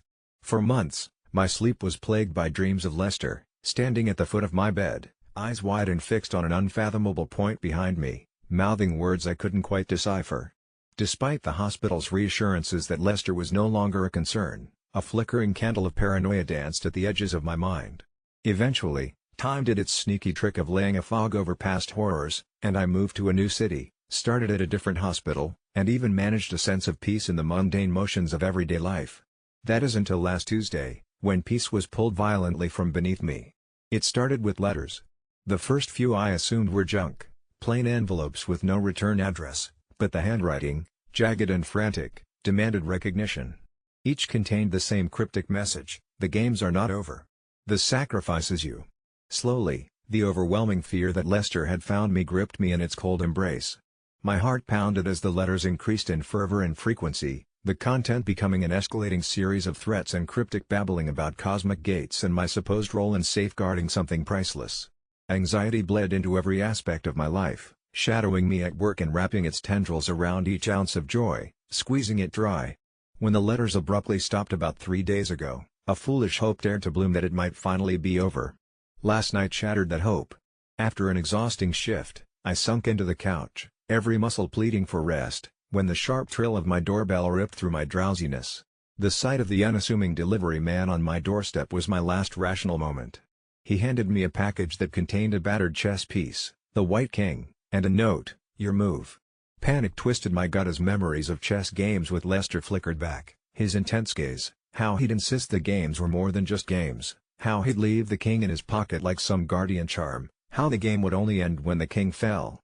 Adrenaline surged, pushing me to grab a bag and instinctively shove some essentials into it, ready to flee whatever game had begun. But he was already there. Turning from the door, I felt a presence, a static in the air thick enough to taste, and there he stood, Lester, blotting out sameness like a silhouette against blinding light. His eyes held the same sad madness, but now they swirled with something deeper, a knowing beyond our world. "It's time," he uttered softly, the room warping around his voice.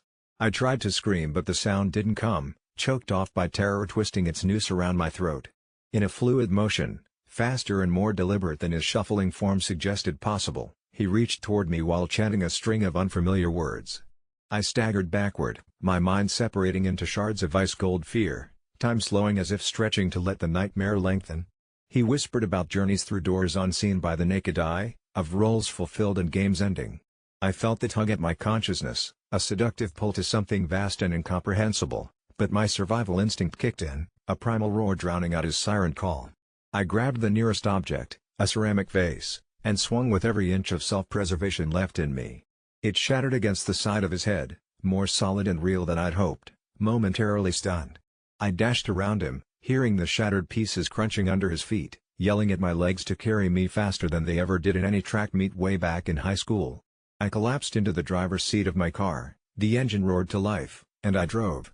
I drove until the physical act of it burned into mindlessness, until the lines on the road blurred into a single stream, an escape from whatever cosmic joke I was part of.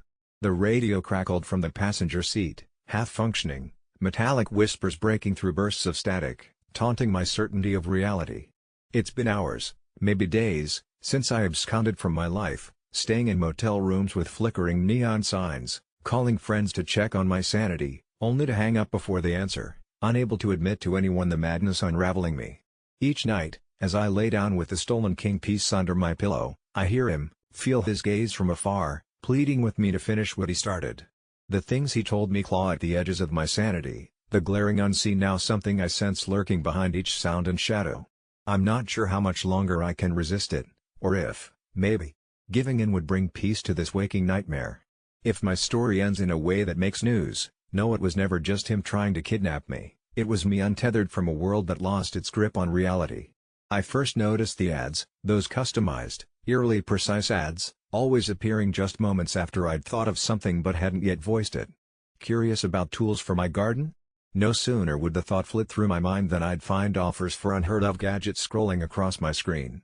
For the longest time, I wrote it off as coincidence or the sheer magic of digital marketing sorcery. But things took a dark turn last year when I stumbled onto a subreddit dedicated to delving into the mysteries of the digital world. One post caught my eye, titled "The Algorithm That Predicts Death," dismissed by most as an internet hoax, a trickery of data miners preying on the gullible. But something about it chilled me, and, skeptical as I was, I couldn't shake it off. The notion that an algorithm somewhere was collecting data, beyond just our daily movements, habits, or preferences, processing even our unconscious thoughts, estimating our very lifespan, lingered in my mind like an unwelcome guest. Intrigued, I joined a group of online enthusiasts convinced there was more to it than mere speculation. Among them was James, a data analyst, or so he claimed. Over encrypted chats, he explained that in the deep recesses of the web, whispers buzzed about a program called Chronos. Developed by a rogue faction of coders, it was designed initially to monitor health metrics, predicting illnesses based on physiological and behavioral data inputs. But, somewhere down the line, its function had warped and ventured into territories not meant for algorithms, or humans, for that matter, delving into prediction models so advanced they bordered on the prophetic. James swore he'd seen its predictions come true, exactly to the date, for several undisclosed test subjects, shared with him by a guilt-ridden scientific community defector, anonymously, of course. He described cases where changes in purchase history, subtle shifts in music tastes, and even patterns in sleep tracking data had been used to forecast mortality with ghastly accuracy. Still, I remained skeptical until he dared me to test it out. He directed me to a shadowy segment of the web, a place you'd only find if you were supposed to, he cryptically declared. My heart raced as I typed commands that shouldn't exist, letting its tentacles dig into my digital life. A crude interface popped up, eerily devoid of branding or color, just a stark command line with a date so outlandish I couldn't help but laugh. Little did I understand the gravity of playing deity with codes and statistics. Taking this matter meticulously, I decided to challenge the program, altered my lifestyle, diet, exercise, social interactions, tinkering with whatever it utilized to sculpt its dreadful forecasts. Yet, the date never wavered. It haunted my nights, lurking in the background music of my dreams, whispering its unwelcome hymns. Affected, I noticed my reflection growing pallid in tandem with the looming date, a specter threatening to suck the life birthed from pixels and paranoia. Days slipped like sand through an hourglass until only a week remained undisturbed before the ominous prediction.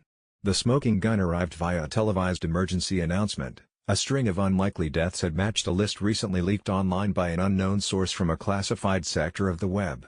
It took a mere heartbeat for my blood to run cold. First were the faces, coincidentally, individuals chronicled in our clandestine group, followed by deathly quietude from a community that once thrived in fervor. The dread within our digital sanctum was palpable. At that juncture, James infrequently communicated, disjointed notions of escape and abandoning everything digital engulfed his elongated messages exhibited in haphazard timestamps. Yet, on the eve of my precipice, his last transmission arrived. Verify with someone credible existed outside the net. They will never affirm its truth because they fear their survival. More a riddle than solace, I embarked on this final quest for possible salvation. Emerging from the electronic entanglement, I confronted, and conquered, my reality through trials in temporal domains constructed by choice, not by lines imbued with arithmetic echoes. Experts dismissed my inquiries with chuckles laden with incredulity. Nonetheless, within every amplified laugh hid an alienated glimpse of acknowledgement, accompanied by the unsaid horrors of having sighted the beast within the binary jungles we erected out of ignorance. Throughout these confrontations, however, one peculiar incident, humored as a kooky subset scenario, that a defunct doctor inadvertently mentioned but quashed moments post-utterance, aroused disconcerting embers suggesting corroborated linkages to overlooked incidents align perfectly with the inadequately explained disappearances. In that thin membrane between accepted rationale and lingering enigma, I comprehended a grim existence persists, forever behind static symbols lost beyond incalculable compositions, perhaps, in a realm thriving where our understanding blurs till forsaken cognition defers to instinctual judgments. I choose otherwise, defying nature and providence, allowing a thought exist until extracted unsupervised illuminated triumph simply sailing within proximities unknown, somewhere unified beyond mortality itself, beyond the omnipresent divide sheltered by encumbered nature. Now, Days become nights funneled within every tolerance beyond broken ciphers once crafted for us autodidacts keen on challenging realms we forge alone yet unparted. I haven't slept soundly in weeks, the shadows on my ceiling seem to dance with malicious intent, each night more sinister than the last. I keep hoping I'll wake from this nightmare, but then I remember it's real. Stephanie is gone, and nothing makes sense anymore.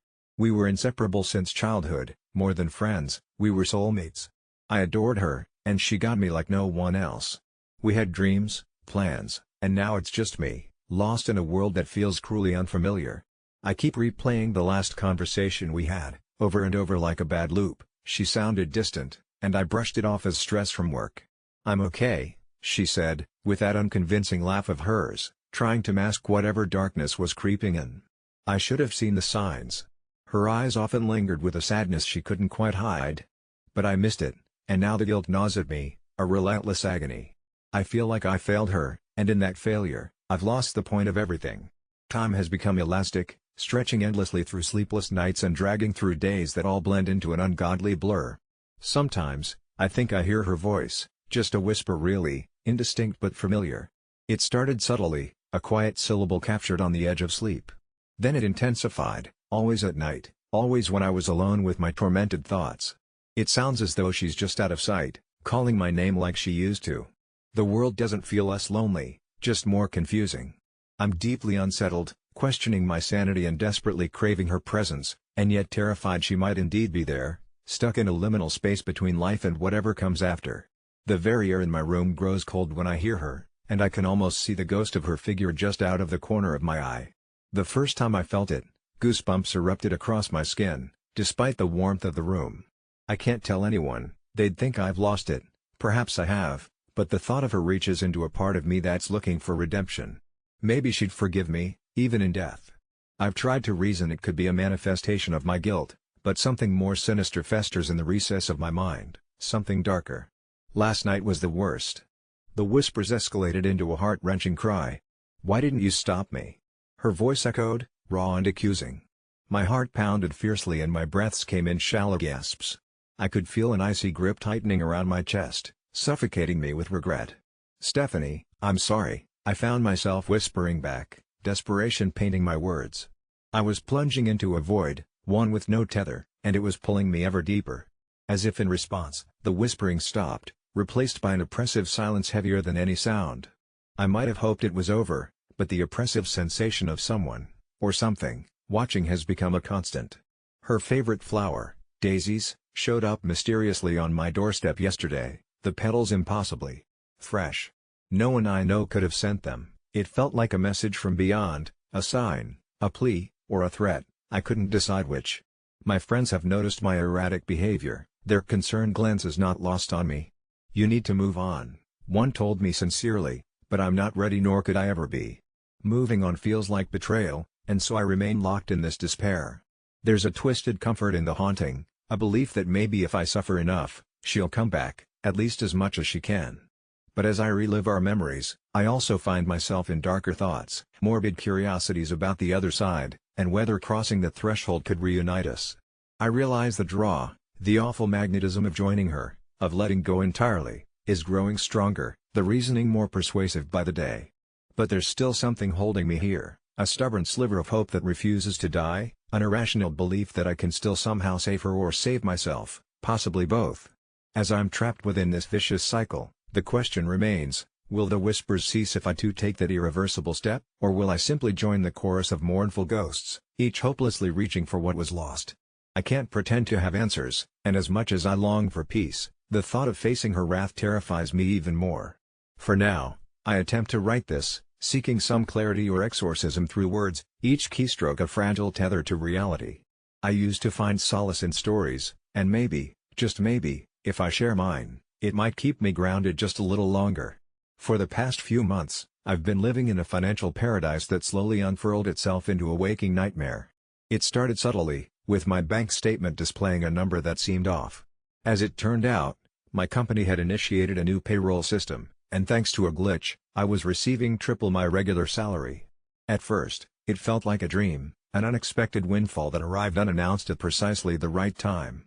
Life's pressures softened, debts that once loomed like dark clouds evaporated, and desires once delayed danced into reality. New car, luxurious getaways, and weekends spent in opulent excess became my new normal. I told myself, surely they'd catch the mistake soon, and I stashed away enough to cover any eventual return. But as the months rolled on and the anomaly continued unchecked, my conscience swayed between exhilaration and dread. It began to feel less like a glitch and more like an unseen force had thrown a lifeline into my dull existence. Nights out on the town brightened as drinks flowed like reckless confidence, each purchase felt like an act of defiant freedom against life's otherwise monotonous grind. Yet, the tranquility was a mere facade that crumbled with every ticking second of indulgence. Anxiety crept in, quietly at first, as whispers of mistrust among colleagues reached my ears. Were they aware? Did they notice the sudden improvements in my attire, the stories of spontaneous trips? I could almost feel their eyes trailing me in the corridors, each glance a silent accusation unspoken. I started double-checking emails, rereading every correspondence for hidden clues that my secret was out. The fear entwined with greed, forming an insidious bond I couldn't sever. My sleep was haunted by dreams where I was marched into my boss's office, eyes cast down as knights of finance delivered their verdict. But when daylight broke, the nightmare felt distant, and my rational mind concocted justifications. Maybe they knew and decided it wasn't worth correcting, maybe this was an unspoken reward for years of underappreciated toil. My paranoia spiraled until one night, when insomnia and guilt were my only companions, I noticed something peculiar.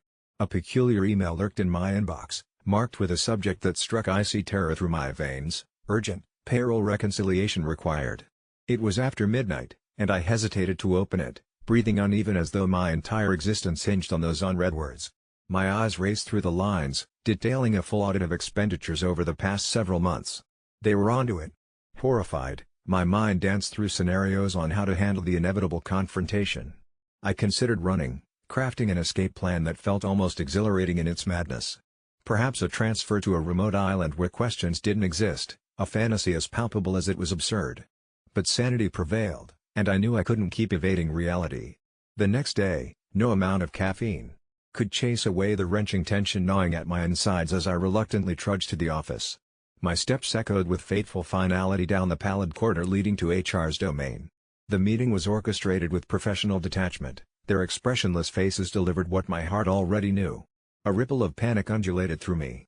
I heard someone, perhaps it was me, making a hurried confession, words fumbling over themselves with promises of repayment, explanations spun from desperation and half-truths.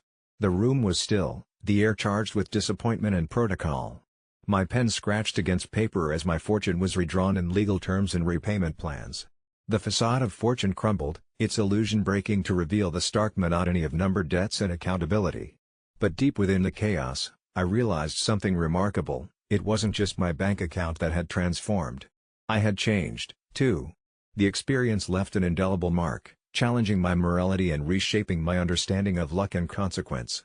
As I walked back to my desk, remnants of a life momentarily bolder, the weight of each step felt lighter, relieved of the secret I had carried for too long. In the end, the anomaly was corrected, and so too was my misplaced sense of invulnerability. I never thought I'd cross this line, but desperation and curiosity got the better of me. You see, my friend Alex and I had known each other since college.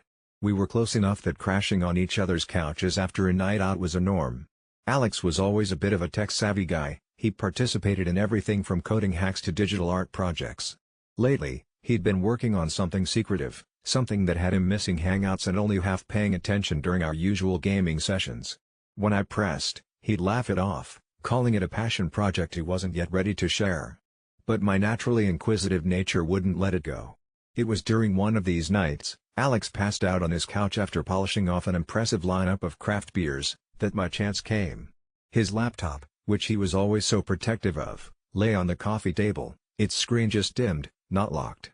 I should have left it, I really should have, especially with the alcohol fogging my judgment. But a nagging voice inside my head convinced me, just take a peek. What harm could it do to browse a bit while he slept so soundly? The curiosity was eating me alive. Feeling the adrenaline spike, I turned his laptop slightly toward me. The desktop was organized, a maze of folders all neatly tagged. But one folder caught my eye, named with an unusual set of characters that seemed out of place, as if hiding something special. I clicked it open, revealing a trove of file names, all dates and cryptic strings. They were images, hundreds of them. At first, I thought it was his digital art portfolio, but as I glimpsed at the previews, I realized this was something else entirely. Private photos, intimate snapshots of people I knew we both interacted with, some I personally recognized, candid and oblivious, completely unaware they were being documented. My heart thundered as realization dawned. These weren't just any photos, they were taken without consent, a secret invasion into the lives of those around him. Fear and guilt crashed over me, yet an irrational competitiveness urged me to click deeper. In some sick way, I told myself I needed proof, and maybe then I'd confront Alex. But as I scrolled, the severity of what I'd done hit harder.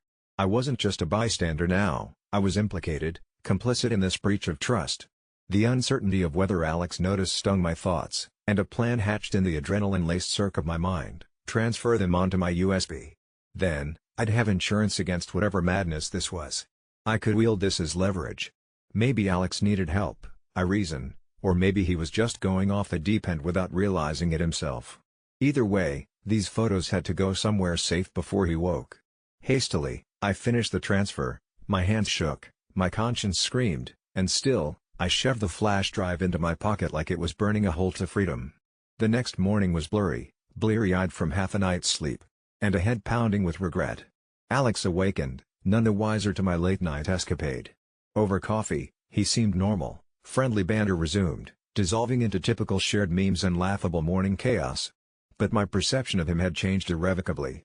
The laughter felt forced, strained under the knowledge that I was sitting across from a stranger with dangerous secrets. What haunted me most was the choice I now bore: confront him and potentially lose a friend, or sit on this dark secret, risking exposure if he found out what I'd done. But as days passed, something shifted in Alex. He grew guarded, as though sensing an invisible rift had spread between us. He stopped inviting me over, our conversations thinned out, faces reduced to avatars in a chat room. Weeks turned to months, and paranoia shadowed my every step. I felt the burn of those illicit files constantly, the USB a cursed artifact hidden at the bottom of a drawer, waiting for its day of reckoning. In restless dreams, Alex knew everything, and confrontation always ended in dread, accusations, friendships shattered, or worse, a sinister, vengeful alter ego that Alex transformed into, ready to pull me under along with his secret. Amidst this chaos, I reached a defining moment. I needed closure. I contacted Alex, masked my nervousness with a light-hearted excuse to reminisce about old times. He agreed, though his voice hinted an undercurrent of unease. We met at a bar we frequented in better times, our chat dense, deliberately trivial. Then I acted. My heart battered against my ribs as I slid the USB across the sticky lacquered table. His eyes darted from mine to the small device, and back, questioning. It was now or never. My confession stumbled out, words tripping over shame, fear, and thiox of remorse. Silence stretched, a pause the length of eternity where his expression was a void. Then, slow recognition anchored his face, his casual demeanor dissolved into something chillingly calculated. "You shouldn't have done that," he said softly, a strange calmness in his voice that frightened me more than shouting ever could. "You don't know what you've interfered with." His cryptic reply swirled into my mind like a dark cloud, and I realized there was much more hidden behind those files than I'd ever imagined. He pocketed the USB, leaving a parting warning that left my veins frozen, a promise of consequences yet unspelled. His calm threat lingered in the air like a toxic mist, and abruptly he was gone, leaving me alone to unravel my own tangled web of guilt and intrusion. The fear still haunts me, knowing the extent of Alex's true nature remains a shadow tale I glimpsed too late. But the tangled knot of what I'd done feels irreversible, a thorn that stays wedged deep in trust and friendship erstwhile lost. I've come to realize it's not just the photos that changed everything, but stepping into a dark tunnel with no end in sight, where friendship might not survive, or worse, where it mutates, leaving nothing but ruin in its wake. There's something deeply unsettling about visiting a Dollar Tree at midnight, and I'm not just saying that because it's in the tropey dimly lit part of town. It started as a well-meaning gesture, offering to get groceries for my sister, who, caught up in post-divorce financial chaos, couldn't stretch her budget further. I'm her little brother, just trying to help in the only way I knew how, which, admittedly, isn't always the best. "There's a Dollar Tree near my place," I suggested, wincing internally at her pause. "They have essentials. I can pick some things up for you." She hesitated, perhaps at the idea of living off bargain store ramen and canned pears, but then said yes with a laughter that didn't reach her eyes. So, that's how I found myself here, pushing a squeaky cart under the off-kilter fluorescence, gathering what I could from sad, half-stocked shelves while the overhead speaker droned a garbled John Denver tune. I grappled with this odd guilt that weighed heavily in the pit of my stomach, wandering between aisles painted in bright, garish greens. The whole atmosphere was mildly disturbing, like time had stopped, or worse, looped. It was then that I noticed it, an elderly woman in the cereal aisle who seemed oddly misplaced, more of an apparition than a person. Her eyes were too bright and too keen, fixed on me with a grim curiosity. I tried to ignore her and continued shopping, tossing cans into my cart more aggressively than necessary, yearning for this errand to end. But she appeared again in the canned goods section, quietly staring, her presence causing a cold ripple to climb my spine. The store was empty aside from us and the lone cashier who sat slumped at the register, perhaps asleep. No one else seemed to exist in this peculiar limbo. Minutes turned surreal as she seemed to shadow me, occasionally muttering words that got lost in the ambience. "It's not just the cost. It's a curse," was all I caught one time, and it slithered like ice through my veins. I brushed it off as my imagination. After all, I'd heard the stories of haunted Dollar Trees but only in jest. Yet, the lines of reality blurred the longer I stayed. Completing my list became imperative, and I moved faster, deterring the ominous chill that followed her, but it was when I reached the freezer section, casually reaching for a box of frozen peas, that her voice became a sibilant whisper directly behind me. "Everyone pays dearly in the end," she intoned, a statement that was both solemn and sinister. I turned, heart thundering, but she vanished as though she was never there. The peas slipped from my hand. I couldn't just leave, though. I needed those groceries. Dismissing her as another hardship-clad soul in this broken place, I resumed and finally headed to the checkout, where the cashier's slow, deliberate movements seemed to twine with time itself. I handed over the meager bills, avoiding eye contact, feeling watched.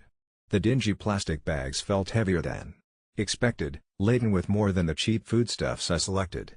As I left, the doors hummed open with a hollow sound, and I shuffled out into a night cooler than warranted, suffused with an air of seclusion.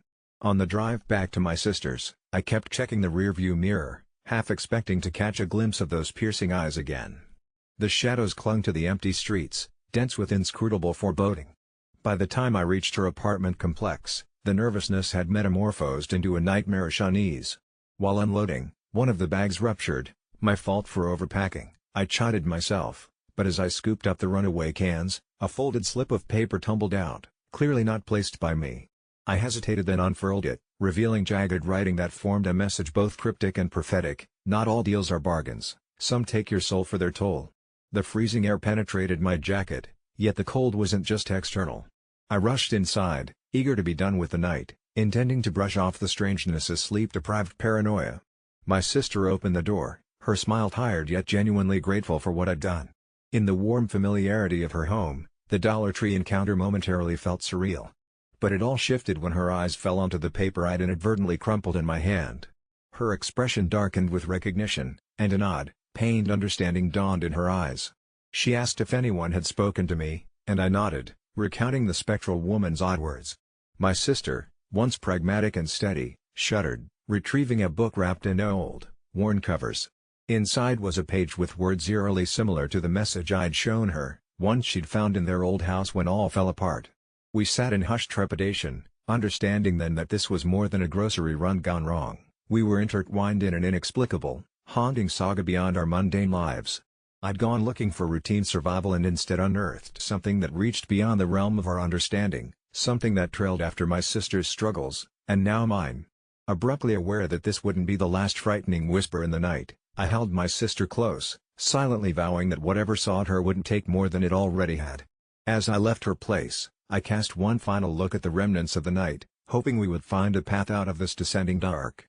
But even as I drove home, that same chill from the Dollar Tree lingered in the backseat like a premonition, a relentless reminder that bargains are often tricks, dressed in kind, yet sinister fashioning.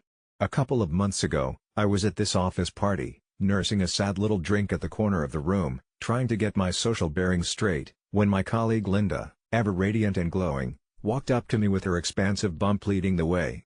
With each gesture, every mention of her pregnancy, she was an epitome of excitement and naivety about the parenthood journey. We exchanged pleasantries and our conversation inevitably veered towards her impending motherhood. It was during this chat that Linda, with all the innocence and misunderstanding of what lies in her near future, equated her forthcoming experience to raising puppies. She laughed it off, said something along the lines of how chasing her puppy around the house had provided all the training she would need. Her enthusiasm was so contagious and so very blind to what lay ahead. The party continued, the night stretched on, and I swallowed down the instinctive urge to warn her. Who was I to quash her blissful ignorance, or open the Pandora's box of impending sleepless nights, endless diaper changes, and the all-consuming anxiety of ensuring your tiny human just stays alive? A dark thought flashed, that curious intersections of feelings. Was it mine to say that raising a baby was far more than any sleepless nights guarding puppies through a bout of worms? I said nothing, not wanting to bear the burden of being the so-called asshole, ruining moments of joy with my well-informed prophecies that stemmed from own parenting experience riddled with chaos. The party ended, and I went home, still pondering if it had been wrong to withhold a bundle of truth in favor of administering comfort. Months passed, and my own life continued. I humored myself by imagining Linda's imminent reality check as she tackled the depths of early motherhood. However, the night of reckoning arrived sooner than expected.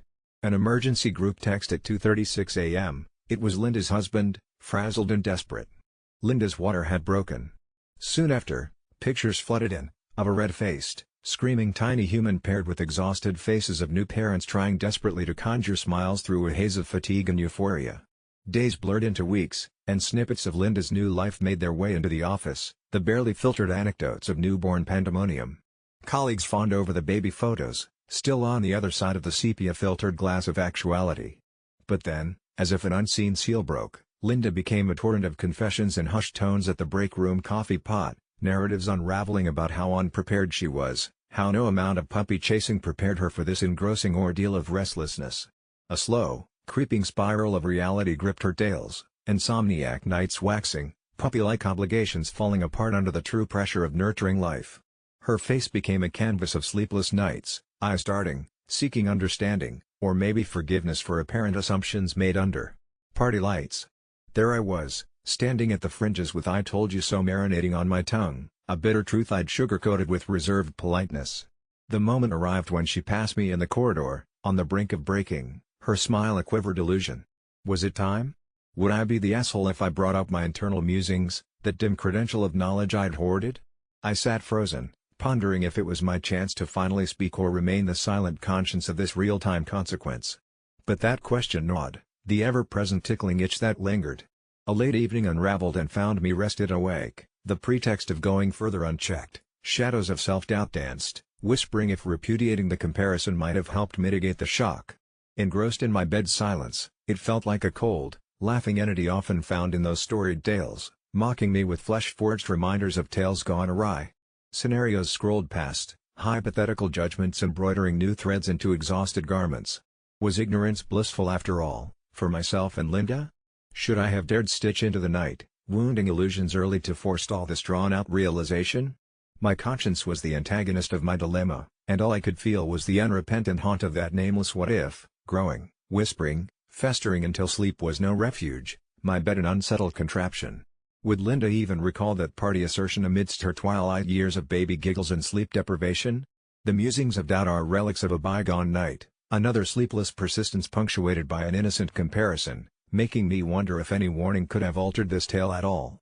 Was I the real asshole amid unfolding this nocturne saga, or just another silent participant in the silent symphony of parental revelations faced by many before, the spoken or unspoken sometimes burdening the souls who let it linger, a tacit reminder of what awaits, unstitched and loose?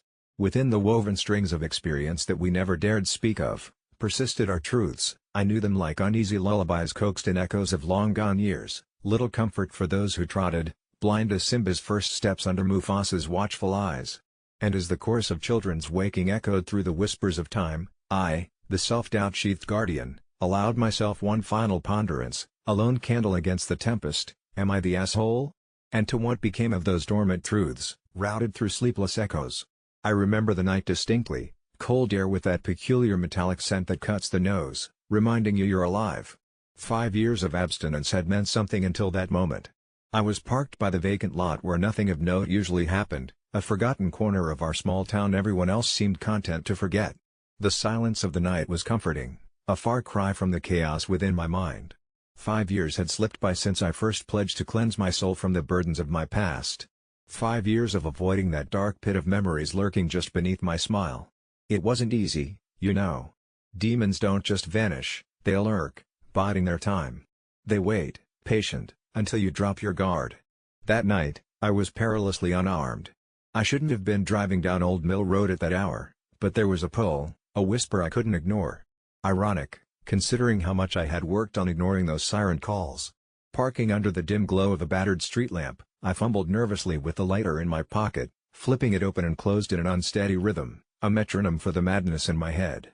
The object of my abstinence hadn't been drugs or alcohol, but rather something deeper, something darker that clawed at the essence of my very being.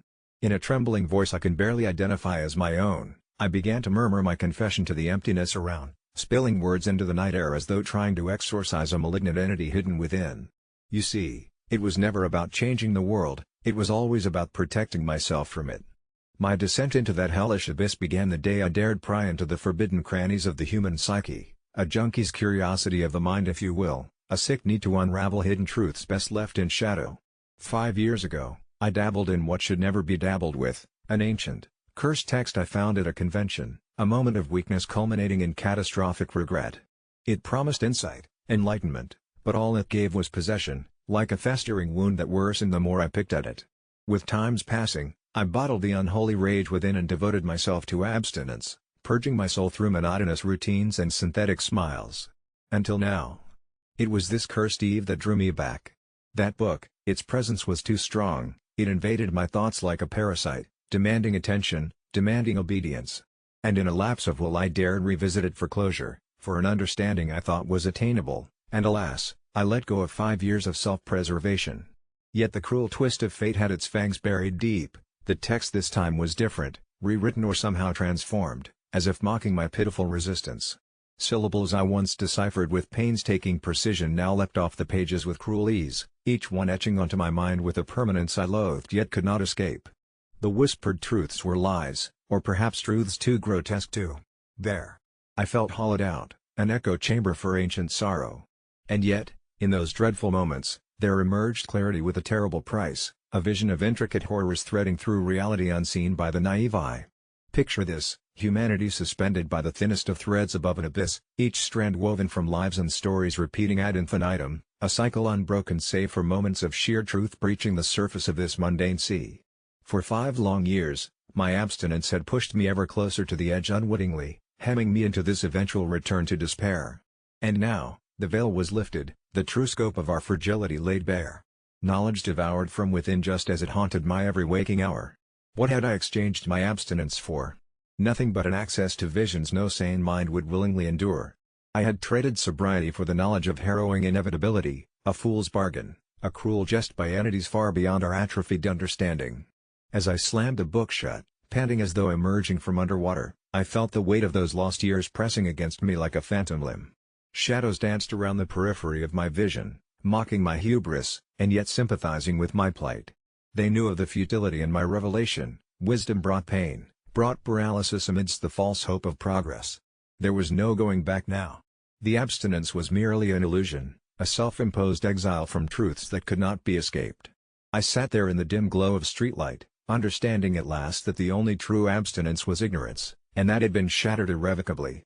So here I am, confessing not for redemption, but to warn you of the futility in chasing truths unspeakable, in thinking that knowledge will bring peace, when it may only pave the way for ruin. I have wasted not just years, but my very being, and as the shadows draw near, I realize I must embrace the abyss I had so long attempted to ignore. Today, I turned 28, but that might be a lie because, in essence, I've pretty much been dead for over a year now. My skin still flickers to life in the mirror, a morbid flesh remainder that someone like me once existed. I remember the day it happened, the day death snuck up not with a scythe, but with a whisper, an innocuous sound almost like a promise, gossamer and forgettable, before it rooted itself deep in my ears, becoming a drumbeat that has echoed ever since. The first symptom was elusive, barely noticeable really, just a subtle shadow at the periphery of vision where none should have been. I brushed it off as the usual mind tricks, something ephemeral delusions conjure on long, uninspired workdays, but the shadows were persistent. I work remotely, which, I don't know whether to call a curse or a blessing now, but back then, isolation was my ally. It allowed me to try and ignore it all, in my home office, behind locked doors, surrounded by silence. but as any addict can attest, running away is a temporary solution. The real trouble started when the whispers began to form words, coherent, longing words echoing for life, for recognition. Human voices varied in cadence, some were familiar, and others foreign, as if my mind was a global radio picking up distress signals from other worlds.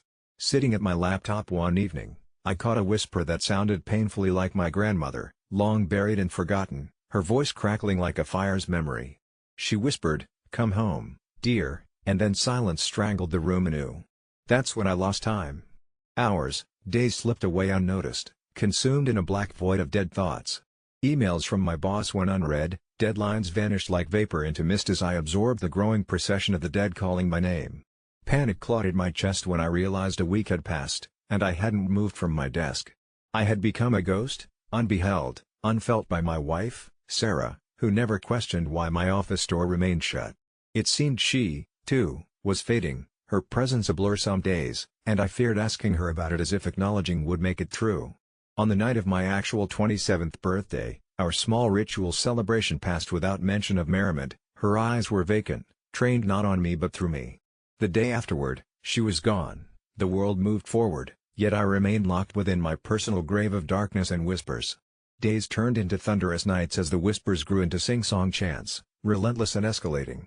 I don't remember at what point I started responding to them, maybe out of madness, maybe through an unwelcome curiosity.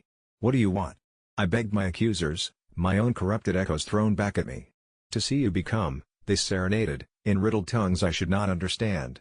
In those fractured moments of dialogue, my computer screen blinked, cloaked in static like an inverted portal, the whispering now digitalized into binary volleys. Each wave a tangle of zeros and ones forming chilling instructions to follow. I ignored them at first, refusing to unravel the pages of dead words they led to, encrypted secrets from an eternal library. My hunger, however, grew insatiable, tugging me deeper into electronic wilderness where rest was for others, and I sped through data cities built by ghost logic in surreal silence. It's difficult to articulate when true reality detached, whether I drifted into sleep or simply existed in a new state of waiting. Finally, one day the whispers stopped altogether, replaced by an unyielding silence. Time slowed to a harrowing crawl, and that's when I knew it was inevitable. I had been claimed. Somewhere in my chest, a cold steadiness thudded, each heartbeat growing softer. I became inexplicably aware of my own mortality, while paradoxically knowing it had already slipped through my fingers. Standing in front of the mirror now, reflecting a ghost with tangible skin, the last year feels like a whisper-turned nightmare from whispered promises I'd unwillingly embraced. Today, at 28, my heart beats in echoes, alive yet as silent as those burning void words that had celebrated me until now. As if bitten by unseen strings, my hands move, gripping a pen, drafting what awaits beyond. My journal quivers on the table, somewhere to anchor the memories or the semblance of what might have been. The reality I knew stretched away, always in peripheral shadows, and I wonder about fading reflections, and whether seeing myself as my own denial. My confession sits there before me, a record dictated by life and death. And still, the words in my periphery whisper hope, though I fear it's a torment wrapped in deceit. My body now serves as a vessel for things I cannot escape. Secrets permeate here like smoke invading willingly locked away doors, and I breathe it in, watching while the world celebrates a birthday for a soul that's been a ghost, lingering at 28. My husband and I have been married for 7 years, and in that time, I've learned that there are some battles you pick and some that are best left untouched. For a while, I thought our life was simple. We had 2 kids, Emma and Jake, and a house in the suburbs with a garden that desperately needed weeding. My husband, Mark, was never the 9-to-5 type. He worked odd jobs, always with a new hobby he swore would be our gold mine. I didn't mind at first. It gave him something to do while being home with the kids. That was until I noticed the changes. It started subtly, Emma crying over things that seemed ridiculous, Jake needing more reassurance than a kid his age should require. I chalked it up to phases, growing pains. But then there was the night Emma came to me, her little hands trembling, and said, "Mom, why does Dad make us play the game?" That word, the game, sent an odd chill through me. What was she talking about? Inquisitively, I approached Mark and asked about the game. He brushed it off with a laugh and a pat on the head for her, but there was something hollow in his eyes. The next few days, I started observing more closely. Mark would take them into the basement, and I would hear odd sounds, muffled voices, and sometimes a strange rhythmic chanting. Curiosity morphed into fear when Jake came to me, black circles under his eyes begging me to stop Dad from playing. My heart broke, and pieces of it pierced my soul. I knew I had to intervene. I called my sister and a few friends, explaining the little I understood. They arrived one afternoon seated around our dining table, whispering concerns while Mark was busy playing with the kids. As they entered the house, there was a noticeable chill, as if inviting something malevolent. Their skepticism bloomed into disbelief as Emma and Jake descended the stairs, tears streaming silently down their cheeks. Voices raised, we demanded answers from Mark, who stood strangely calm amidst our chaos. He said, "It's not what you think, the game is for their benefit, for all of us. Soon you'll understand." I begged him to stop, to change whatever practice he was imparting. He smirked knowingly, claiming he'd been taught by generations before him, and turning back was neither wise nor possible. Desperation clawed at me. My friends and family left, urging me to go to the authorities, but what was I to say? My husband plays games with our children in the basement, and it terrifies me? Watching them leaving, reality coiled tighter around me. I decided to find out for myself what this game was. The basement door loomed like an entrance to some unfathomable pit. That night, after Mark fell asleep, I stole away with only my courage as a companion. The basement was dark, save for a flickering bulb that added an eerie glow to the room. There was a circle drawn on the floor, surrounded by symbols I couldn't comprehend, and an innocuous deck of cards placed in the center. Something primal urged me to retreat. But I ignored it, stepping closer. As I examined the cards, a sudden gust of wind, impossible for an enclosed space, nearly extinguished the light, giving rise to shadows that danced eerily on the walls. From the corner of my eye, I saw a figure, tall yet indistinct, observing silently. It was then that I realized this was no game. Hatred interwoven with malevolence burgeoned from its presence, fueling a conviction that whatever Mark had begun wouldn't stop until it was done. The next day, Mark acted as though nothing was amiss. I brought up the basement and the cards as casually as I could, mentioning the intervention and how worried everyone was. His demeanor shifted, anger infused his calm exterior, eyes flashing with an emotion too alien to name. "You can't understand," was all he whispered before turning away. That night, as the children slept better under the glow of nightlights and dream catchers, I sat guard, mind racing. How could I keep them safe? What would lull this sinister presence back into dormancy? Days turned to weeks, our living room littered with abandonment as friends withdrew, unable to comprehend the darkness we lived in. I pored over dusty books of folklore and esoteric practices, hoping for a gleam of understanding. The game, it seemed, was a rite, a merging of the old and the new, a summoning thought extinct. Determined, I concocted a plan. When Mark took them downstairs, I'd intervene, severing the connection he had with the spirit. It was a full moon when my resolve solidified. The air was thick, pressed against silence stretched too long. Distracting Mark with the promise of a new card game I had found, his eyes glowed with interest, a chill creeping into his expression. Enthralled, he agreed to only my presence. In the basement, as I marveled at my own bravery, my hands cold against the deck, I called forth the courage that shadow dared to sap away. The ritual began, and each flip resonated a resonance deeper than sound, almost a pulse. Just as shadows crested towards something darker, the door swung open. Emma and Jake stood at the precipice, hands clasped, spirits aligned. Not by sheer force but by love and innocence did the shadow recoil. Their belief that darkness could be vanquished wove a tapestry of luminescence, ignorable to all but the most ingrained malevolence. Mark stared, then slumped, whatever tether he harbored snapped clean. In time, the echoes of the game faded, and healing cloaked our memories. Mark, once consumed, emerged gentle, reshaped by unexplained grace and perhaps an understanding shared beyond. We moved away, the garden once again requiring weeding, whispers of laughter replacing unsaid regrets. Whatever lived with us, it taught an indelible lesson: while shadows may loom, love rekindles light through even the deepest abyss.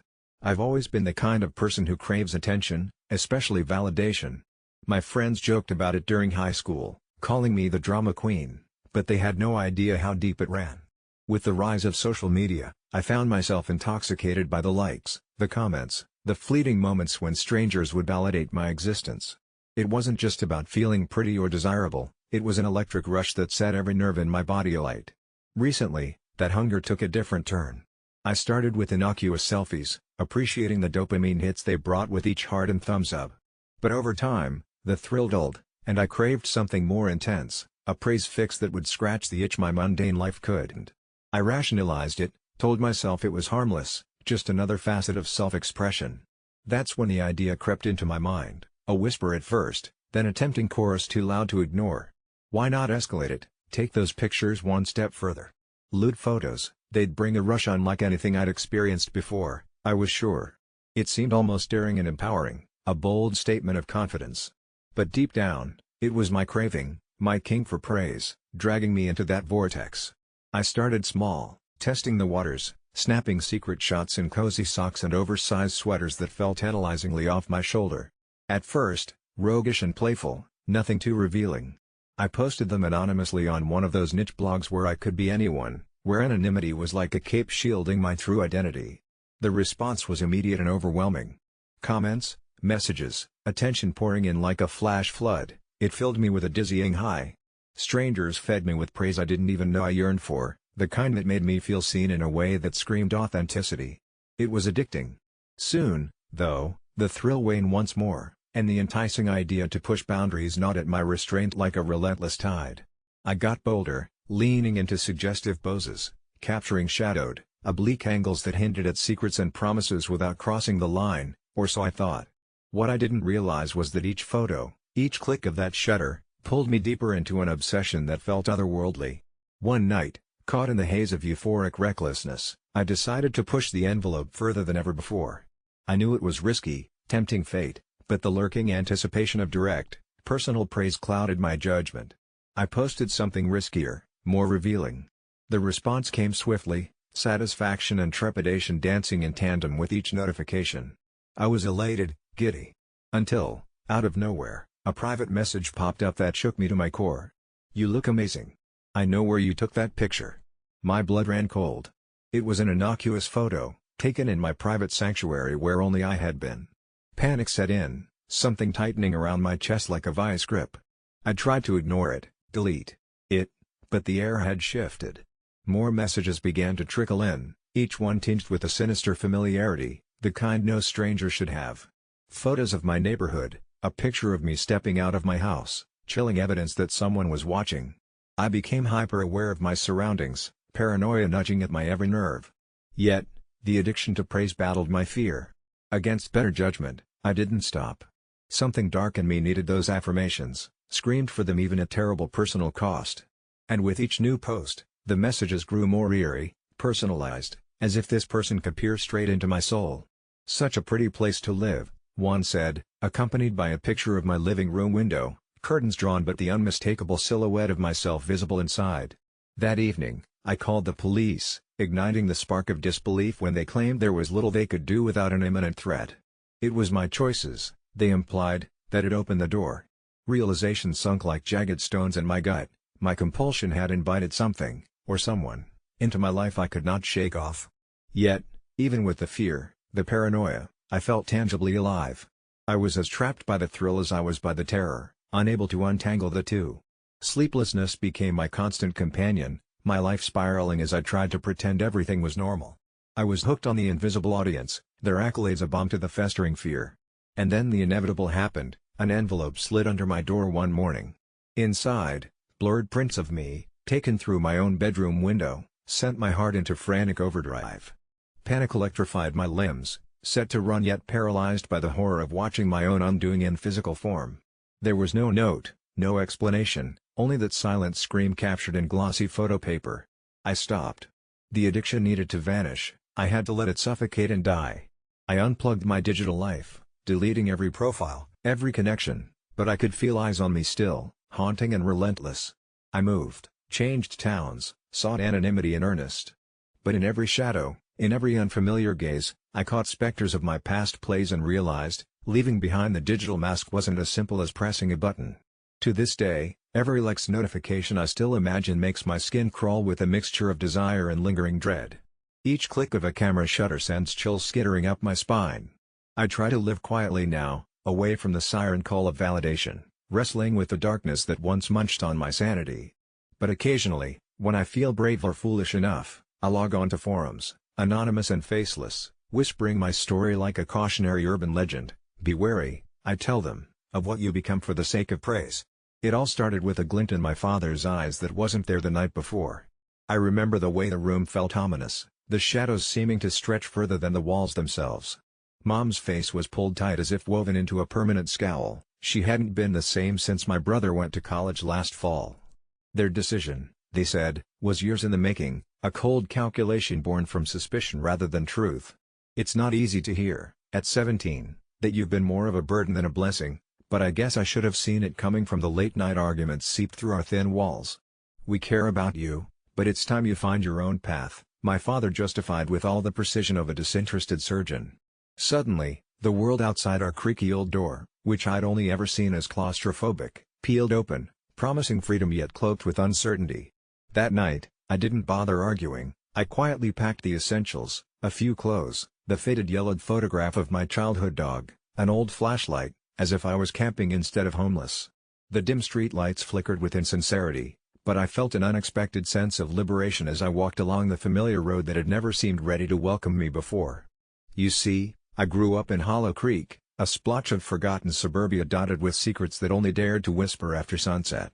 At the town's fringes lay the old Brackenwood Asylum, its silhouette carved against the skyline like a forgotten giant. Rumors of hauntings and madness clung to it in stubborn earnestness, yet it had always beckoned to me with the allure of the forbidden. Adrift and without a destination, I found myself standing before its rusted gates that creaked open invitingly, as if they had been waiting just for me. Inside, the air was thick with unspoken promises and the kind of quiet that buzzes with life just beneath the surface. The corridors wound like veins through the heart of the building, each step echoing with a symphony of forgotten voices and misplaced footsteps. My heart drummed a cacophonous beat against my ribs, but the fear I felt was almost exhilarating. Every shadow seemed to dance with intent, every gust of wind whispered my name with an intimacy that was unnerving yet strangely comforting. It didn't take long before I found others there. Other souls cast out from the warmth of family, a ragtag community living in the skeleton of something that felt both alive and dead. "We're all confessions waiting to be heard," said Iris, a girl who seemed as fragile as the porcelain dolls left strewn in the asylum's upper ward. With her was Luke, an artist who painted his past in strokes of mistrust that colored the entire East Wing. And there was Sam, who claimed to be followed by his personal shadow, but we all had our own ghosts here. Together, we formed a family from the shards of our broken ones, each of us seeking solace in stories shared over candlelit vigils that staved off the oppressive darkness. It was in those moments that I learned the power of vulnerability, how fear can cement bonds stronger than blood. From the asylum's rooftop, I found a perch where the world below seemed both distant and achingly close, where hope rose like mist with the dawn. There, in the glow of the milky moonlight, we would tell tales that dared the night to challenge their veracity, of joy found in adversity, love discovered amidst chaos, but most of all, redemption in exile. The longer I stayed, the more the asylum transformed. What once was an echoing ruin became our fortress against the indifferent world. I found that being thrown out had granted me a freedom unimaginable, a chance to rewrite what it meant to belong, not of place, but of shared purpose. Perhaps it was curious irony that in the halls of madness I found sanity, cradled within our makeshift family of strangers. Sometimes, the past haunts me like cold fingertips brushing against my skin. I hear my father's voice questioning if they did the right thing, hear my mother's regret cloaked in silence, but this melancholy has been my greatest teacher. Weeks turned to months and strength grew from fragility, even as whispers from outside grew of new owners to reclaim the asylum ground. Yet it was with confidence now that I faced the future as we braced for inevitable partings, our family splintering yet again, this time with determination and dreams yet unfurled. Walking away that final night, a buoyant warmth tucked into my heart like a treasure, I realized being cast out was indeed the best thing that could have happened. It was a beautiful, terrible act that thrust me into the wild and wonderful unknown, where I learned salvation sometimes wears the face of despair, and deliverance lies within the walls we build from dust and dreams. I never thought a simple birthday gift could lead to an unraveling of reality, but here we are. It was my girlfriend Sarah's birthday, and despite being together for 3 years, I still struggled with gift giving. I had heard her mention, perhaps in passing, that she adored handmade crafts with a personal touch, so I decided to make her a quilt. I had no experience with sewing, but how hard could it be? After weeks of late-night YouTube tutorials, I finally stitched together something that resembled a blanket more than a quilt. It was imperfect yet heartfelt, comprised of fabrics cut from clothes that held memories, ours together. On her birthday, her face fell as she unwrapped it. But as soon as her fingers traced the fabric, her expression twisted into something between disgust and fear. "Do you not like it?" I asked, bewildered. "It's not that," she whispered shakily, "it's..." He made me one just like this. My stomach dropped. She had never mentioned an ex-boyfriend skilled in quilting 101. He was Anthony, a man she had shown me an old photo of, tall, brown hair, a ghost of someone who left her long ago. We laughed it off, dismissing it as coincidence, until that night. As I drifted into a restless sleep beside her, I heard the undeniable shuffle of fabric from the corner of the room. I switched on the bedside lamp, only to find nothing.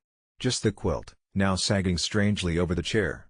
Sarah was already awake, eyes darting between me and the quilt. "It's just fabric," I reassured, though uneasy. Suddenly, the room grew cold, as if an unseen wind whispered terrible secrets into our ears. As Sarah dozed uneasily, I stayed awake, listening to the silence punctuated by my racing heart. Sleep claimed me eventually, but I awoke to a whisper, a name. Her name, uttered in a voice that wasn't mine. Shadows darkened the fabric's intricate stitches, swirling into a pattern reminiscent of a man's face, Anthony's face. Panicked, I gathered the quilt, intending to dispose of it immediately. But Sarah stopped me. "Once you make it," she explained in a voice alien with fear, "he comes." Her gaze was distant as if navigating an internal battleground of memories. "He said if I ever received another."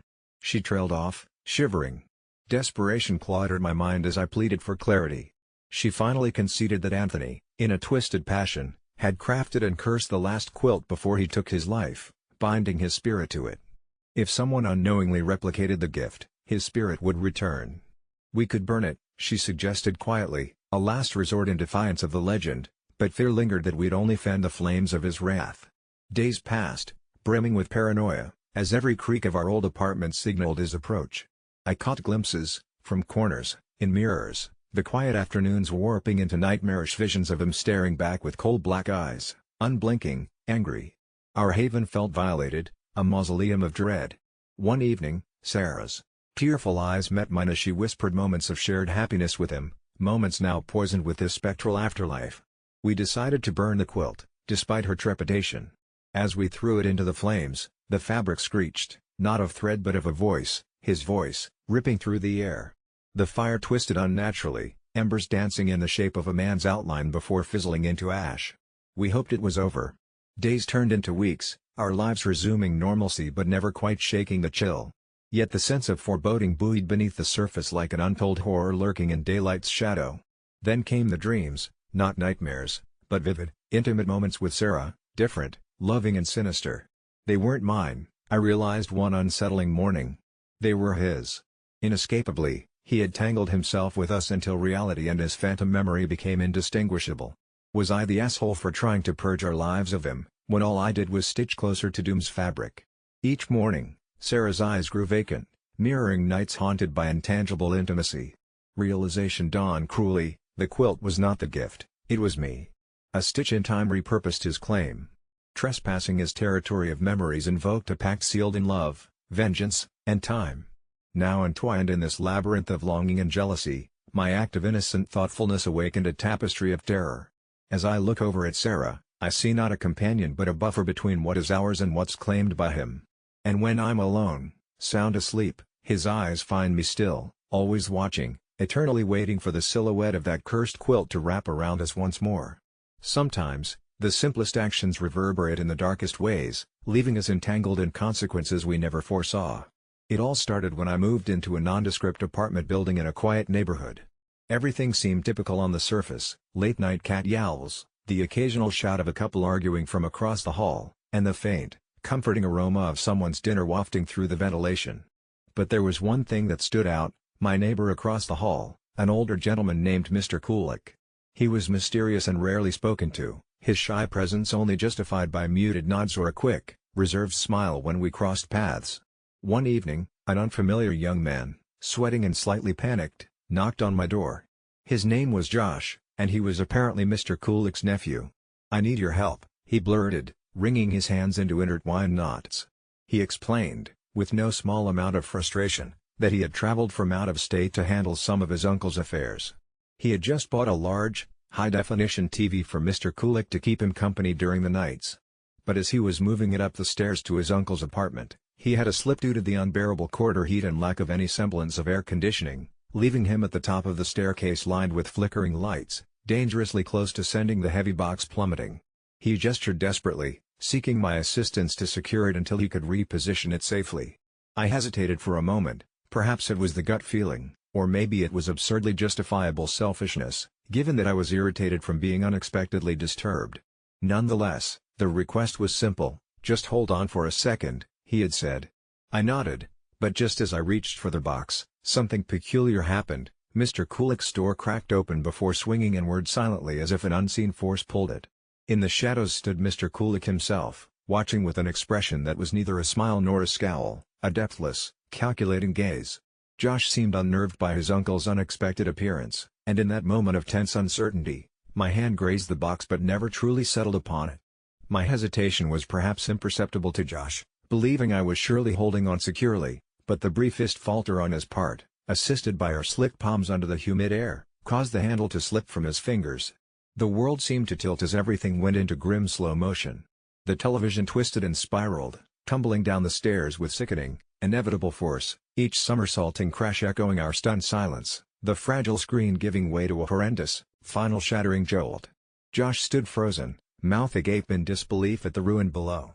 In that moment, it wasn't the shattered screen nor the unsettling echo of the destruction that felt chilling but Mr. Kulik's calm, slight smile before he retreated, fading back into the shadows of his apartment, leaving his door slightly ajar.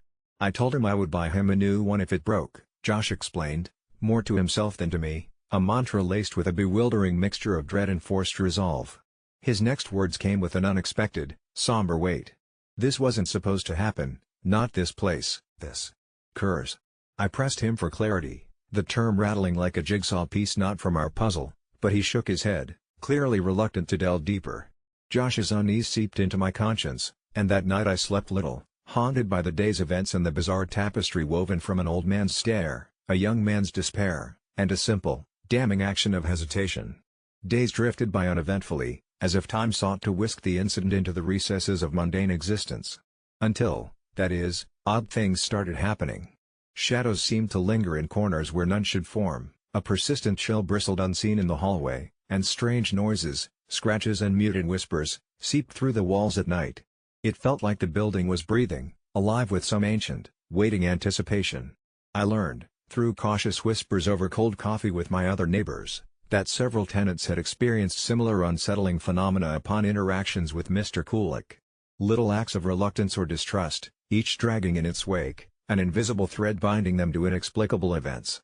It was said his presence alone suckled upon some deep-rooted superstition, nourishing and unsettling her aura confined within those walls.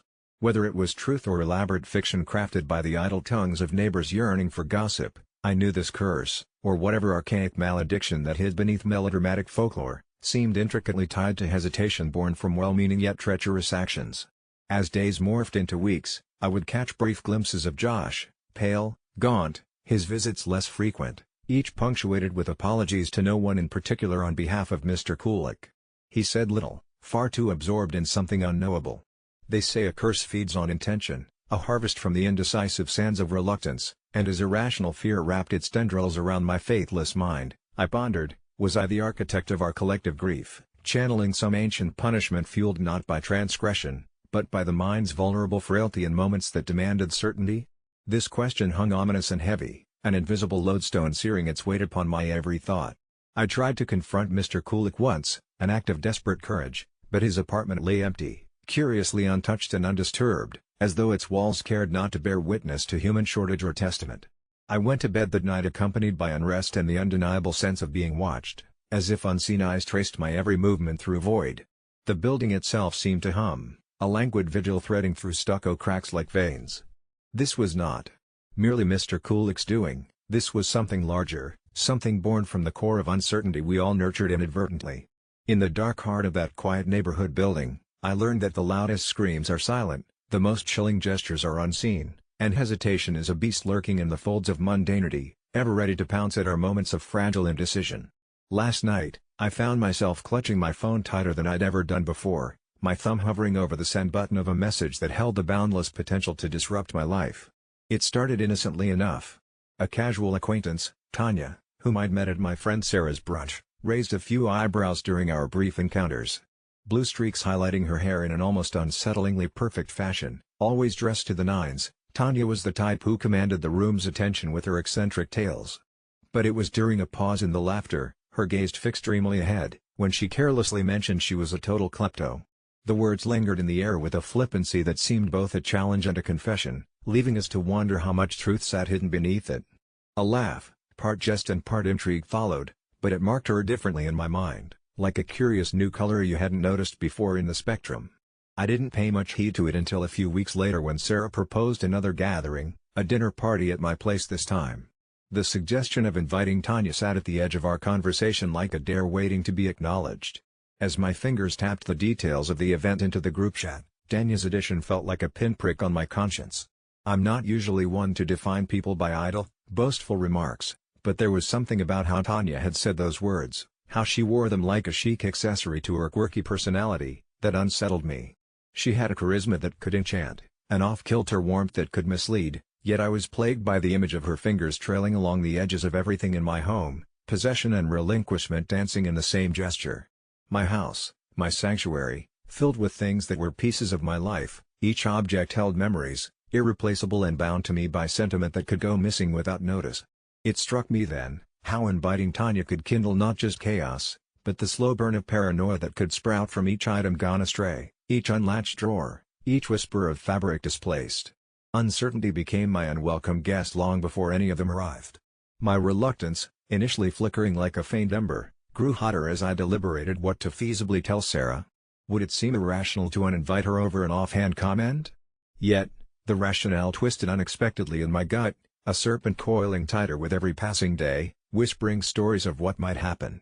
I voiced my concern tentatively, half expecting Sarah to dismiss it with a laugh, but her reply came slower and weightier than anticipated. I wasn't alone in my apprehension, it seemed. She too had noticed things missing after her own events and had brushed it off as lost amidst chaotic mirth. She didn't scream theft, but the unsaid was there, bloated and burdensome. As we spoke, an unsettling truth surfaced. We weren't fearful of Tanya as a person, no, she was nothing if not amiable. We feared the chaos she might unwittingly or flippantly cause. This realization seemed to tangle my conscience further. Was I passing judgment on someone without allowing room for conversation, or was I sidestepping a hazard best left unsaid? I broached the subject as delicately as I could, suggesting a change of venue casually upon our next meet-up. An affirmative chorus relieved me, yet, even as plans shifted, the what-ifs pressed relentlessly at the back of my mind like a mold spreading unseen. In the spirit of honesty, I faced our mutual friends, crafting a nuanced narrative that sidestepped accusation yet allowed them to draw conclusions. Veins of skepticism wove through our exchanges, a collective agreement on airs perhaps better untangled at a later date or simply left in suspension. The night of the dinner, I hovered over my door, twice awakening with a start to what my instincts claimed were Tanya's specters skipping through shadow and cognition. Sleep came fitful and sporadic, each tick of the clock marking waterlogged seconds drowning in night's silence. I dreamed of hands, each indistinguishable from the last, leafing through my life indiscriminately, a crescendo of laughter echoing unbounded by form or clarity. Glimpses of faces blurred by grins, each one a specter cloaked in camaraderie, turned to question their very semblance of trust. In the end, an instinct persevered as a semblance of my reality reasserted itself, knotted thoughts gradually unraveling under the soft glow of dawn. Yet, with morning came no real clarity, only the weight of perspective heavy in its lessons. By then, any clarity was relegated more to fleeting realizations than full understanding, a simple acceptance that not every social dynamic was meant to be unwoven or comprehended in graduate terms. The decision weighed on my relationships, though only lightly. It brewed the ongoing conversation of what we owed each other in trust versus practicality, a subject both nebulous and sharply outlined in modern verbiage. Some understandings, I realized, need not be fully articulated to be acknowledged, needing neither approval nor alignment to maintain their existence. In the end, life moved forward, and friendships navigated their interweavings with mindful avoidance of protruding threads too sensitive yet to unwind. My home felt a notch safer, though, paradoxically, my standing felt fractionally shaded by the lingering what-if? Echoing softly into the ether, unresolved yet perhaps rightly so. Was I the asshole for not inviting Tanya? It was a question harder to pin down than any item she might claim, alive more in the might-have-beens than the factual. Such narratives often are, echoed in the liminality of discretion and admission, threads snapping in unison with decisions taken tentatively, spirited by preservation that feels akin to both selfishness and necessity. In this space, I lingered, hoping for some semblance of reprieve in the realizations we forge in the aftermath of choices, borne by the experiences still etched against my conscience with the inevitability of stories yet penned. I need to start by saying I never believed in curses or anything supernatural, but if my experience has taught me anything, it's that some things are better left unexplored. A couple of months ago, during a yard sale spree with my friend Jason, we stumbled upon an intriguing item, a wooden box, covered in intricate carvings with symbols neither of us recognized. The old man selling it claimed it was a Dybbuk box, and laughed off our questions, saying it was for curious minds. Jason challenged me to buy it as a joke, but I decided to take the plunge. I wish I hadn't. When I got home, the air inside my apartment felt heavier, but I brushed it off as fatigue. That evening, out of sheer boredom, I decided to open the box. Inside, I found strange trinkets, a rusty key, a lock of hair, and a small parchment paper with Hebrew writing. I'm not sure what compelled me to, but I whispered the words written on the parchment out loud. That's when everything started going downhill. The first sign was mild, a series of terrible nightmares, ones where I was running through endless corridors as unseen entities laughed in the shadows. I shrugged them off as a product of stress until I heard my mom had a freak accident the next day. She slipped down the stairs and ended up with a severe head injury. I tried to rationalize it, yet my gut twisted with an odd sense of dread. It was just the beginning. The following week, my sister's fiancé was struck by a car. The tragedy seemed unwarranted, as he was always so careful. My family was starting to fray at the edges, snapping at each other out of grief and despair. I couldn't push aside the connection between the box and these horrors. Jason scoffed at my concern, telling me I was going insane, until a raging fire broke out in his apartment from a mysterious electrical fault. He's now in a hospital with second-degree burns. My heart sank deeper into an abyss of guilt with each devastating phone call. My paranoia escalated when I heard whispers in my own apartment, wordless at first, but soon I began discerning voices calling my name. I barricaded the box in the attic, but the sinister energy seeped into every crevice of my life. Searching for answers, I dove into cryptic forums and old texts, desperate for a solution. One late night, I came across a post by a rabbi who spoke of the risks of opening a Dybbuk box, warning of malevolent entities that cling to the living, feasting on their suffering. Hemmed in by despair, I finally reached out to him. During our call, he instructed me on how to cleanse the box. I needed a mix of salt and sage and had to recite a protective incantation. In a frenzy, I assembled the materials. When I was ready, I climbed to the attic, each step echoing with a foreboding hum. The air was thick with something that felt alive, watching. My spine tingled as I began the incantation. I felt a chill rising through the room, shadows swirling along the walls, the whispers reaching a crescendo. The candles flickered, and just as I was about to lose hope, the box snapped shut with a horrid finality, the air suddenly clear. I stumbled back, drenched in sweat and tears. An overwhelming sense of relief washed over me, but I knew the damage was irreversible. The rabbi assured me over a cracked voice call that the entity was sealed back in. The accidents mysteriously halted, the oppressive order lifting from my family's shoulders. But I'm haunted every single day by the faces of my loved ones, those still suffering from scars that won't heal, and the memory of Jason's burned skin. I never dared to touch the box again. It lies buried in a cursed spot known only to me, under heavy stones somewhere far from humanity's reach. Consider this a cautionary tale. Some histories should remain untouched. If you ever encounter a Dybbuk box, I beg you, leave it be. For your own sake, and for everyone you hold dear. For the first 2 years of our relationship, Jenna's sleep-talking was an odd quirk I found charming. She'd mumble about forgotten grocery lists or converse with invisible dream friends, never saying anything more alarming than an occasional giggle or grumble. But last night was different. I was jolted awake by the icy tone in her usually gentle voice, cold enough to raise the hairs on my neck. Through the dim glow of moonlight filtering through the blinds, I could barely make out her form, lying still and silent beside me. I heard her murmur, clear as day, "The bodies are buried behind the old shed, where the soil runs deep." Startled, I sat up, debating whether to wake her, but something in my gut told me to just listen. My mind raced. Could she have learned about some unpublicized crime? We live in a small town where rumors spread like wildfire, and I am very familiar with tales of the Jenkins farm, abandoned for decades, said to be haunted. I dismissed it as idle gossip, but Jenna's somber tone lingered long after she fell back into a tranquil sleep.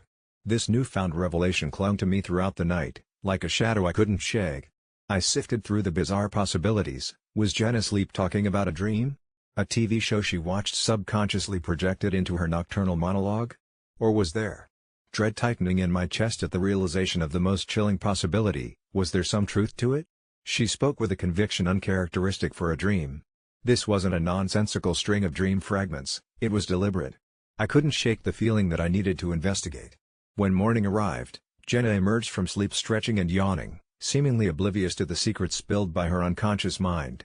It gnawed at me throughout breakfast, curious glances exchanged between her anecdotes of banal office gossip and weekend plans. My patience wore thinner as the day dragged on, an itch I couldn't scratch, the urge to scour the grounds of the fabled Jenkins farm overtaking all rational thought. A restless compulsion led me to concoct a flimsy excuse about needing to run an errand out of town, and with Jenna's weekend plans unfolding smoothly, it was surprisingly easy to slip away unnoticed. I found myself driving out to the edge of town, the air thick with the metallic scent of impending rain and apprehension. The road to the Jenkins farm was rugged, lined with skeletal trees clinging desperately to the last of their autumn leaves. Upon arrival, the place was as desolate as I'd heard, an ominously silent witness to years of neglect. The shed stood where legends claimed, grotesque in its decay, vines strangling its weary structure. Doubts tugged at me as I circled its perimeter warily, the earth beneath my feet somehow feeling both stable and suggestive. With each step, Jenna's words echoed insistently, "Where the soil runs deep." Spurred by a nameless urgency, I fetched the rusted shovel I'd haphazardly grabbed from our garage, and began to dig beneath the drooping oaks bordering the shed, roots twisted like dormant fingers guarding the land's secrets. Every jarring clang of metal against rock was like a bell toll affirming my madness. The hole deepened, sweat mingling with the onset of panic, when finally, I uncovered something. The sickening realization hit before I fully saw it, a hint of fabric, grotesque and moldering, half revealed in the dirt.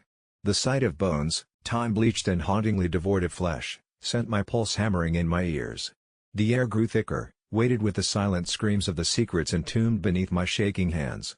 All senses implored me to turn and flee, but primal fear nailed me in place, drawn irrationally to the irrevocable proof of Jenna's nighttime confession. I stumbled backward, breathless, the ground tipping beneath the overwhelming gravity of discovery. My phone buzzed in my pocket, Jenna's name lighting up the screen. I hesitated, entangled in a web of conspiracy and impending terror. With a sinking heart, I answered, scanning the spectral scene before me, wrestling with how to confront this damning truth. Her voice, cheerful and oblivious on the line, felt foreign now. I couldn't unsee, couldn't unknow. As her words continued, animated with laughter at some distant point now entirely trivial, I lacked the fortitude to feign normalcy any longer. Lost for words, my voice cracked forth in a tremor I failed to mask. "Jenna, we need to talk." In the breathless pause that followed, I steeled myself against the avalanche of coming revelations which promised to erase the innocent veneer of our shared lives. Silence simmered on the line, pregnant with 1,000 unsaid truths. The color of the world drained under the austere judgment of twilight, and I was left standing alone amidst a sea of ashen evidence, my soul a shipwreck on the shores of disquiet. Last summer, I met Jared at a camping trip organized by mutual friends. We connected instantly over shared jokes about our mismatched gear and ended up rehashing every horror movie we could remember around the campfire. We dated through autumn, captivated by each other's company and a mutual love for the eerie. That winter, while rustling through the heat-blasted antique store, Jared found an intricate silver locket and clutched it to his chest with a surprisingly earnest look, claiming with a proud grin that it once belonged to his great-grandmother, Elise. She was a woman shrouded in family legends, known for bringing luck to those she favored and misfortune to those she didn't. He insisted I wear it, as though it sparked some familial tradition I was unconsciously participating in. I remember nervously tracing the etched initial ZL as he explained the importance. It supposedly carried blessings meant to guard the wearer, should the wearer worthy be. Our breakup came swiftly, just months shy of spring, after a petty argument spiraled grotesquely out of control. Jared's hiking boots thudded down my hallway one last time as he muttered demands to return every knick-knack or memento that exchanged hands during our transient affair. Among those items was Elise's locket. At the time, I found it strange how obsessed he was with getting it back, especially when everything else seemed to be more about closure than actual desire. But something made me hesitant, a slithering suspicion the locket had chosen me, and in that moment of defiance, I refused. That refusal sent veins of malice into his eyes, darkening softly from ocean blue to navy depths. His hesitance before he stormed off without another word left a strange weight in my chest. I knew I was on borrowed time. The first occurrence haunted my dreams, vivid, tangible distortions of reality where whispers echoed in unknown tongues as shadowy figures prowled the periphery of my vision. Each night they grew more pronounced. By midnight, Elise's locket morphed into a weighty artifact around my neck like ice, almost burning, compelling eyelids to twitch and eyebrows to itch. I'd wake breathless, convincing myself there were no shadowy figures near my windows, no shapes that skulked behind my bedroom door. My waking hours provided little solace. I felt them watching, a prickling at the nape of my neck, a chilling rustle disregarding the absence of any breeze. And wherever I went, I felt drawn, tethered to these perceptive specters like playful puppeteers slipping up. I started noticing how misfortunes played out like bad curses unraveling seamlessly, people around me suffering minor yet oddly consequential accidents. A 6-car pileup blocked my morning commute, neighbors yelled over burst pipes, even my mother's garden, usually lush, inexplicably withered. Every instance pulled me back to the locket, to Elise's secrets lurking between the lines of heritage tales I never wanted to hear again. As curious as I am, I cannot pretend I wasn't intrigued. An indiscernible pattern morphed into certainty when one particularly turbulent night, surrounded by flickering candlelight and the slipped threads of reality in my mind's cocoon, I dimly realized that the locket had never brought misfortune when it dangled on my neck. Indeed, it seemed to cradle me with silken safety as the world around unraveled. It occurred to me, who was protecting whom, and why did it feel like something waited in shadowed anticipation of Jared's strike? The days bled together seamlessly. My sleep-deprived eyes inspected each incident report closely. A framed photo slipped unbidden from my grasp, it shattered, revealing a hollow cavity behind it. Stuffed hastily between loose boards were the journal excerpts of Jared's great-grandmother Elise. Her neat scripts narrated not simply life as uneventful and serene but detailed how vividly the locket had similarly favored her, until she made the mistake of trying to sever the bond it held. Words dissolved into a muddle, a quick sketch etched the family deeply entrenched in the knowledge this trinket carried an unseen curse, a decidedly malevolent ancestress who punished those trying to control her gift against her wishes. That night, the temperature plummeted. My breath fogged the air inside, sleep evaded me entirely, threads of Elise's narrative spooling in my mind. An overwhelming sense of presence pressed down, the room contracting as whispers clawed at my consciousness. Despite the terror, there, underneath was a peculiar certainty: Jared would return, and soon. The locket pulsated subtly, almost soothingly against my skin as pieces aligned. It was time to embrace the inheritance or suffer consequences beyond comprehension, to understand Elise's warning or be enveloped whole by the desires of restless spirits that refused to be forgotten. A few days later, I found a letter from Jared, devoid of any markings suggesting why it arrived unsealed and unmarked. His script was hurried, almost desperate, beseeching an exchange at a deserted park we frequented. The call echoed through me. Alone beneath skeletal trees towering against moonlit skies, I arrived at our meeting point, the air electric, laden with expectancy and vibrating harmonically against the locket's pulse. His silhouette wavered ahead, hands thrown up in mutual greetings shaped by shadows. He looked thinner, more haggard than our last encounter, akin to a man hollowed by relentless tides. It felt deceivingly straightforward. The locket hadn't merely kept the burdens at bay, it had consumed them.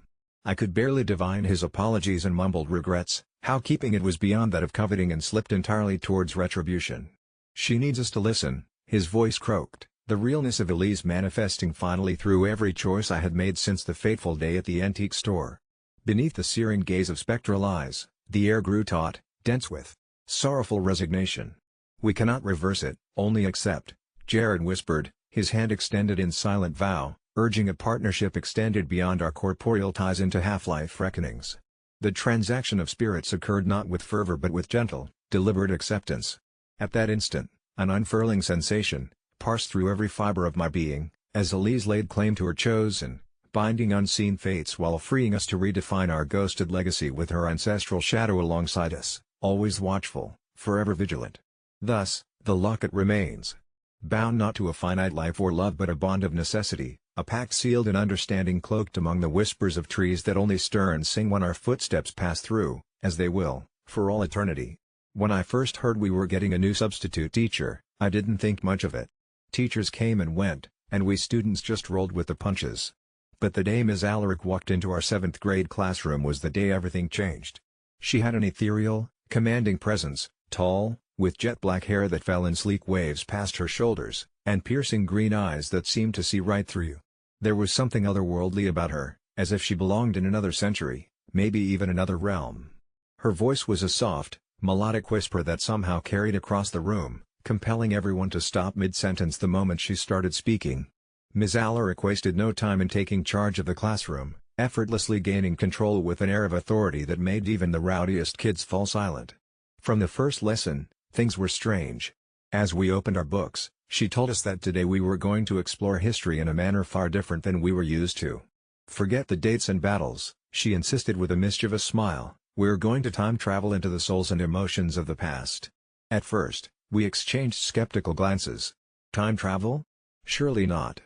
But as she began to speak, weaving stories with such vivid imagery that the classroom seemed to swirl with colors and echoes of distant lives, a curious, almost unreal energy filled the room. I felt a jolt of fear when she directed her gaze at me, demanding I tell her what I saw beyond the dusty old facts. Suddenly, I was no longer in the classroom. I was standing in the midst of a medieval village, the air thick with the smell of soot and the chilling wails of something I couldn't quite put a finger on. Others in the room began gasping and whispering about their own startling visions. A girl named Tracy swore she could hear voices speaking in languages she had never learned, and even Kevin, who usually prided himself on being the class clown, sat wide-eyed and speechless. We returned from that peculiar lesson restless and curious, but something about the experience left me feeling heavy, like I carried a part of it back with me, something ancient clinging to my skin. The next day, things escalated. Ms. Alaric didn't follow the school syllabus, instead, she seemed to craft her lessons from an eerie compendium no one else had access to, but we couldn't look away. Her eyes would flicker with strange light when she lectured, and her words seemed to summon events as if she were reciting spells from a forgotten book of lore. Whispers about Ms. Alaric spread through the school. Some said she was a witch, others a ghost haunting the classrooms, looking for redemption or revenge.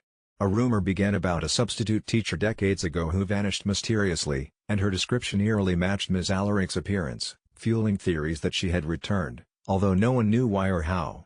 As I dug deeper, I stumbled across a dusty yearbook in the library's archives, confirming the existence of a Ms. Alaric from the 1920s, who mysteriously disappeared. The photograph was unnerving, her expression eerily identical to the one she wore now, yet it couldn't be the same woman, could it? At home, I couldn't escape the lingering presence of her lessons. My dreams were riddled with vivid nightmares of eras I had never studied but somehow knew intimately. My friends experienced similar disturbances, finding strange symbols etched into their notebooks without recollection of writing them. A few classmates even transferred out of sheer terror, but for some inexplicable reason, something kept me tethered to her and the strange, intoxicating allure of her classes.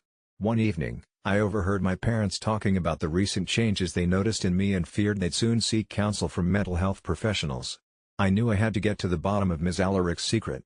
Determined, I ventured into school after dusk. The corridors, which by day were filled with laughter and rushed footsteps, now echoed with shadows that seemed to dance with malicious intent under the dim emergency lights. I made my way to our classroom, feeling a pull toward Ms. Alaric's desk. My fingers trembled slightly as they traced the edges of something underneath, an old, dusty book bound in a type of leather that felt unsettlingly warm. The pages seemed to flutter of their own volition, revealing scrawls in an indecipherable script, save for symbols that mirrored the ones etched in my dreams. Just then, a cold breeze encircled the room despite the closed windows, and I heard her voice, deeper, resonating against the walls. "You've opened the way," she said, materializing from the shadows.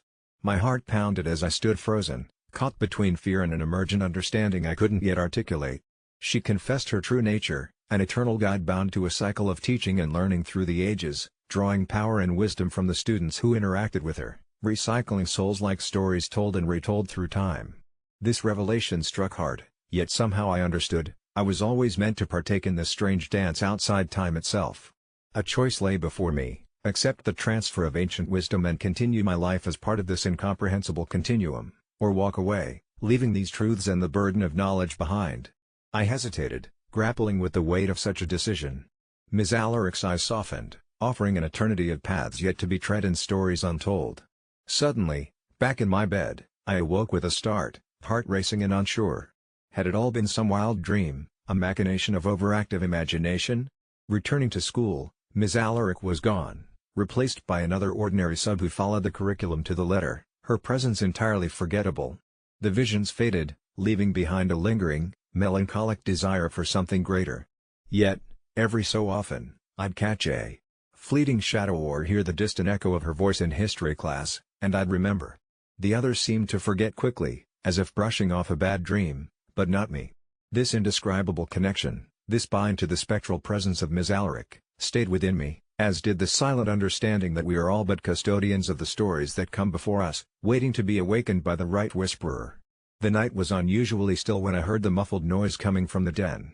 At first, I thought it was our daughter, Alice, wandering around after having one of her frequent nightmares.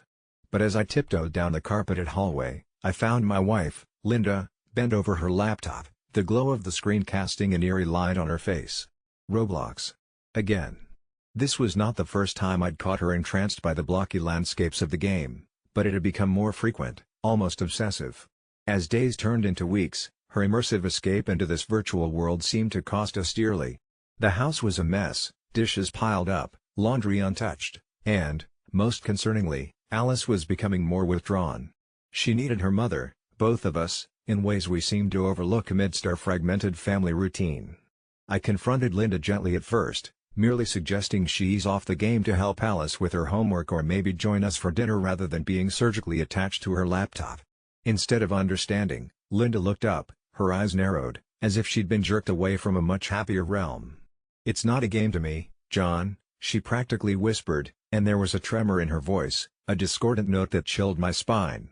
She tried to explain that Roblox was more than a mere distraction, it was her sanctuary, a place where she felt she belonged, a community that appreciated her in ways reality never did. I wanted to understand, but every attempt to pull her back into the tangible world felt like trying to retrieve someone drowning who refused to be rescued. One drizzly Sunday, as I was folding laundry, I overheard Alice talking to someone in her room, her voice hushed and fearful. I crept to the door, my heart pounding, and paused just outside. "But you promised," she was saying, and in the silence that followed, I could barely hear an answer. It was Linda's voice, but with a flatness that all but erased her warmth. Something was terribly wrong. The tension in the house thickened like smoke, and I became hyper-aware of Linda's interactions with Alice, of her increasing absence from our lives. She spent more time in Roblox, often staying up till dawn, her eyes ringed with sleeplessness the next day. It wasn't until I found Alice sleeping by the door to the den one stormy night, her cheeks glistening with tears, that I insisted Linda face reality. "You need to stop playing and focus on Alice," I said, trying to keep my voice steady. But Linda didn't even look at me. Her gaze was fixed on the screen, moving rhythmically with the game, a serene smile frozen on her lips like a mask. Desperate, I began to dig into the game itself, curious about what held such a vice grip on my wife. I discovered she was part of a group, an enclave of players who spoke in cryptic messages, referencing events and things I could not understand. But they seemed intent, a cult-like devotion embedded in their exchanges. My concern turned to dread as I unearthed stories of players who had vanished, rumored to have been absorbed into the game itself. Whispered tales circulated the forums about accounts going inactive after behavior like Linda's, after players claimed they'd found a better home within Oblivion, the name of the group's hub world. One evening, consumed by an increasing sense of urgency, I decided to confront Linda more forcefully. The night was buzzing with the sound of a distant thunderstorm when I slammed her laptop shut mid-game. My patience finally snapped. I demanded she explain herself, tell me what allure Roblox held that was more compelling than her own family. Her reaction was visceral, her smile fell, replaced by a hostility I'd never seen, her features contorted as she said, "You'll never understand, John. They've given me something you never could." The statement stung, but before our argument could escalate, the power blinked off, plunging us into darkness save for the dim glow of emergency lights and the monotonous drone of the storm outside. That night, Linda disappeared. I called out for her, searching room by room as a growing terror churned in my gut. Alice clung to me tightly, her tiny hands shaking as much as my own. I thought I'd find Linda in the den again. But there was only her laptop, abandoned and open to a blank screen, except as I reached for it, the screen flickered to life with a distorted image of a game world set at dusk, eerily mimicking our home. It was a scene that no other player should have seen, yet here it was, displayed in chilly, simulated clarity. What terrified me most was seeing Linda, or at least her avatar, waving goodbye from the digital front porch. I slammed the laptop shut again, unable to stomach the sight.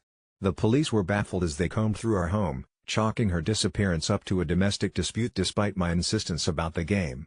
Days bled into weeks, yet every night around the witching hour, I'd hear the same gentle rumbles from the den, Linda's soft whisper lingering just out of reach, an indelible presence haunting our lives. Alice sometimes tells me she's spoken to her mom, that her avatar visits during her game's quiet nights, offering shadowy reassurances that sting more than soothe. My resolve to protect Alice has grown fervent, even as the digital mulberry skies of Roblox continue to hold their inscrutable allure. But some part of me fears that Linda, who loved us once, who is with us not merely in spirit but in flesh, has become nothing more than a ghost haunting the boundaries between worlds, a lost echo who may never return.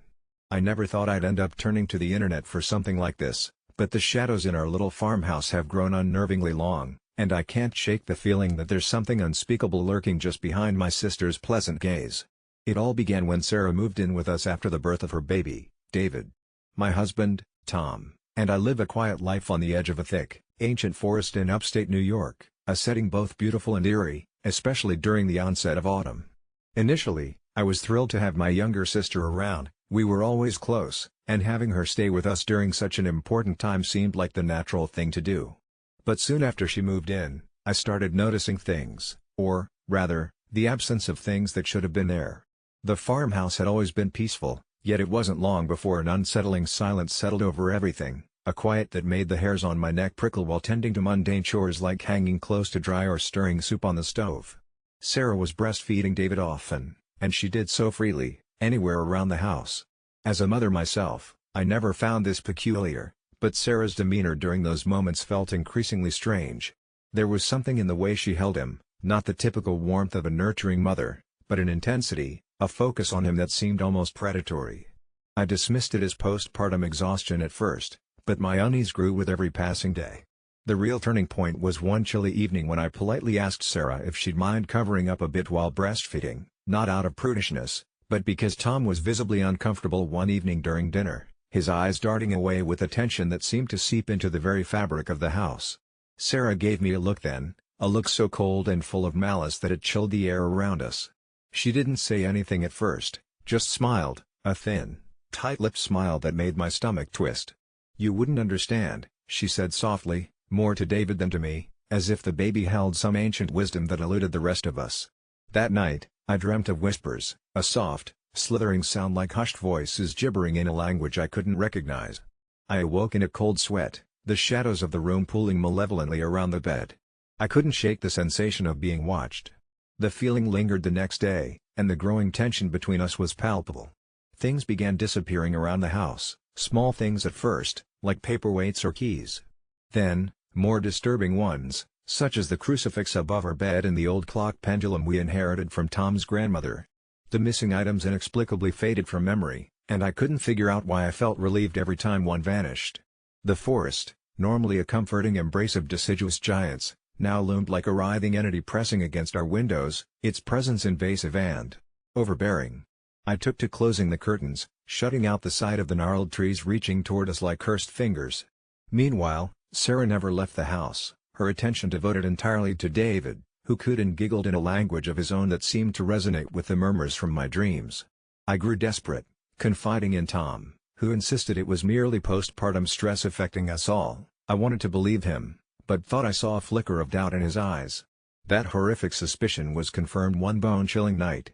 Woken by what sounded like soft singing, I slipped silently downstairs, the floorboards creaking beneath my cautious steps. I followed the airy melody to the living room and froze. Moonlight slashed through the window, illuminating a tableau that should have been ordinary but was instead terribly wrong. Sarah sat cross-legged, hair tousled and wild, eyes reflecting the moon's cold glow. She wasn't singing to David but whispering, those same forbidden intonations from my dreams, and he wasn't asleep. His eyes, somehow mature and knowing, seemed to nod along with her voice. I gasped unintentionally, and instantly the atmosphere shifted. Sarah's head snapped up, eyes burning with a cyclopean ferocity I'd only seen in my darkest nightmares. "He's ours now," she whispered, voice suddenly layered with an echoic resonance that vibrated through the air, setting my teeth on edge. The room itself seemed to hold its breath, waiting. "What do you mean?" I stammered, trying to keep my voice steady, though panic clawed at my insides. Sarah stood, cradling David with inhuman strength, and as she rose, shadows bled from the corners, coiling around her like sentient tendrils. "You wanted me to cover up, didn't you? Well, there are things, secrets meant to stay hidden from unbelieving eyes." Her voice wasn't hers anymore, it had taken on a sepulchral timbre that thrummed with preternatural authority. I backed away instinctively, my heart racing, every primal sense screaming to flee. But something heavy anchored my feet to the floor, compelling me to listen, to understand. Before I could blink, Sarah whispered an elegiac phrase that burrowed deep into my psyche, and I collapsed, consciousness slipping away like a receding tide. I awoke to Tom shaking me, daylight flooding the room, erasing the oppressive night and its encroaching dread. It was a dream, he insisted as he led me upstairs, his arm wrapped protectively around me. Yet, his eyes remained clouded with doubt. Sarah and David were gone when I awoke that afternoon, without a trace left behind except for the memory that gnawed at my sanity like a rabid beast. I scourged the house and the nearby woods for hints of my sister and nephew, but all I found were the missing objects, returned to their places, none the worse for wear. Despite my insistence, Tom refused to accept what I saw. But I know, deep in my bones, that the forest watches, waiting for me to see again what I've mindlessly begged to forget. And now I remember why I turned to Reddit, as some part of me prays that collective eyes can confront the truth those wild woods have already claimed from me. As for Sarah and David, I fear they are beyond our reach, swathed forever in those murmurings that promise only hidden visions and infinite dread.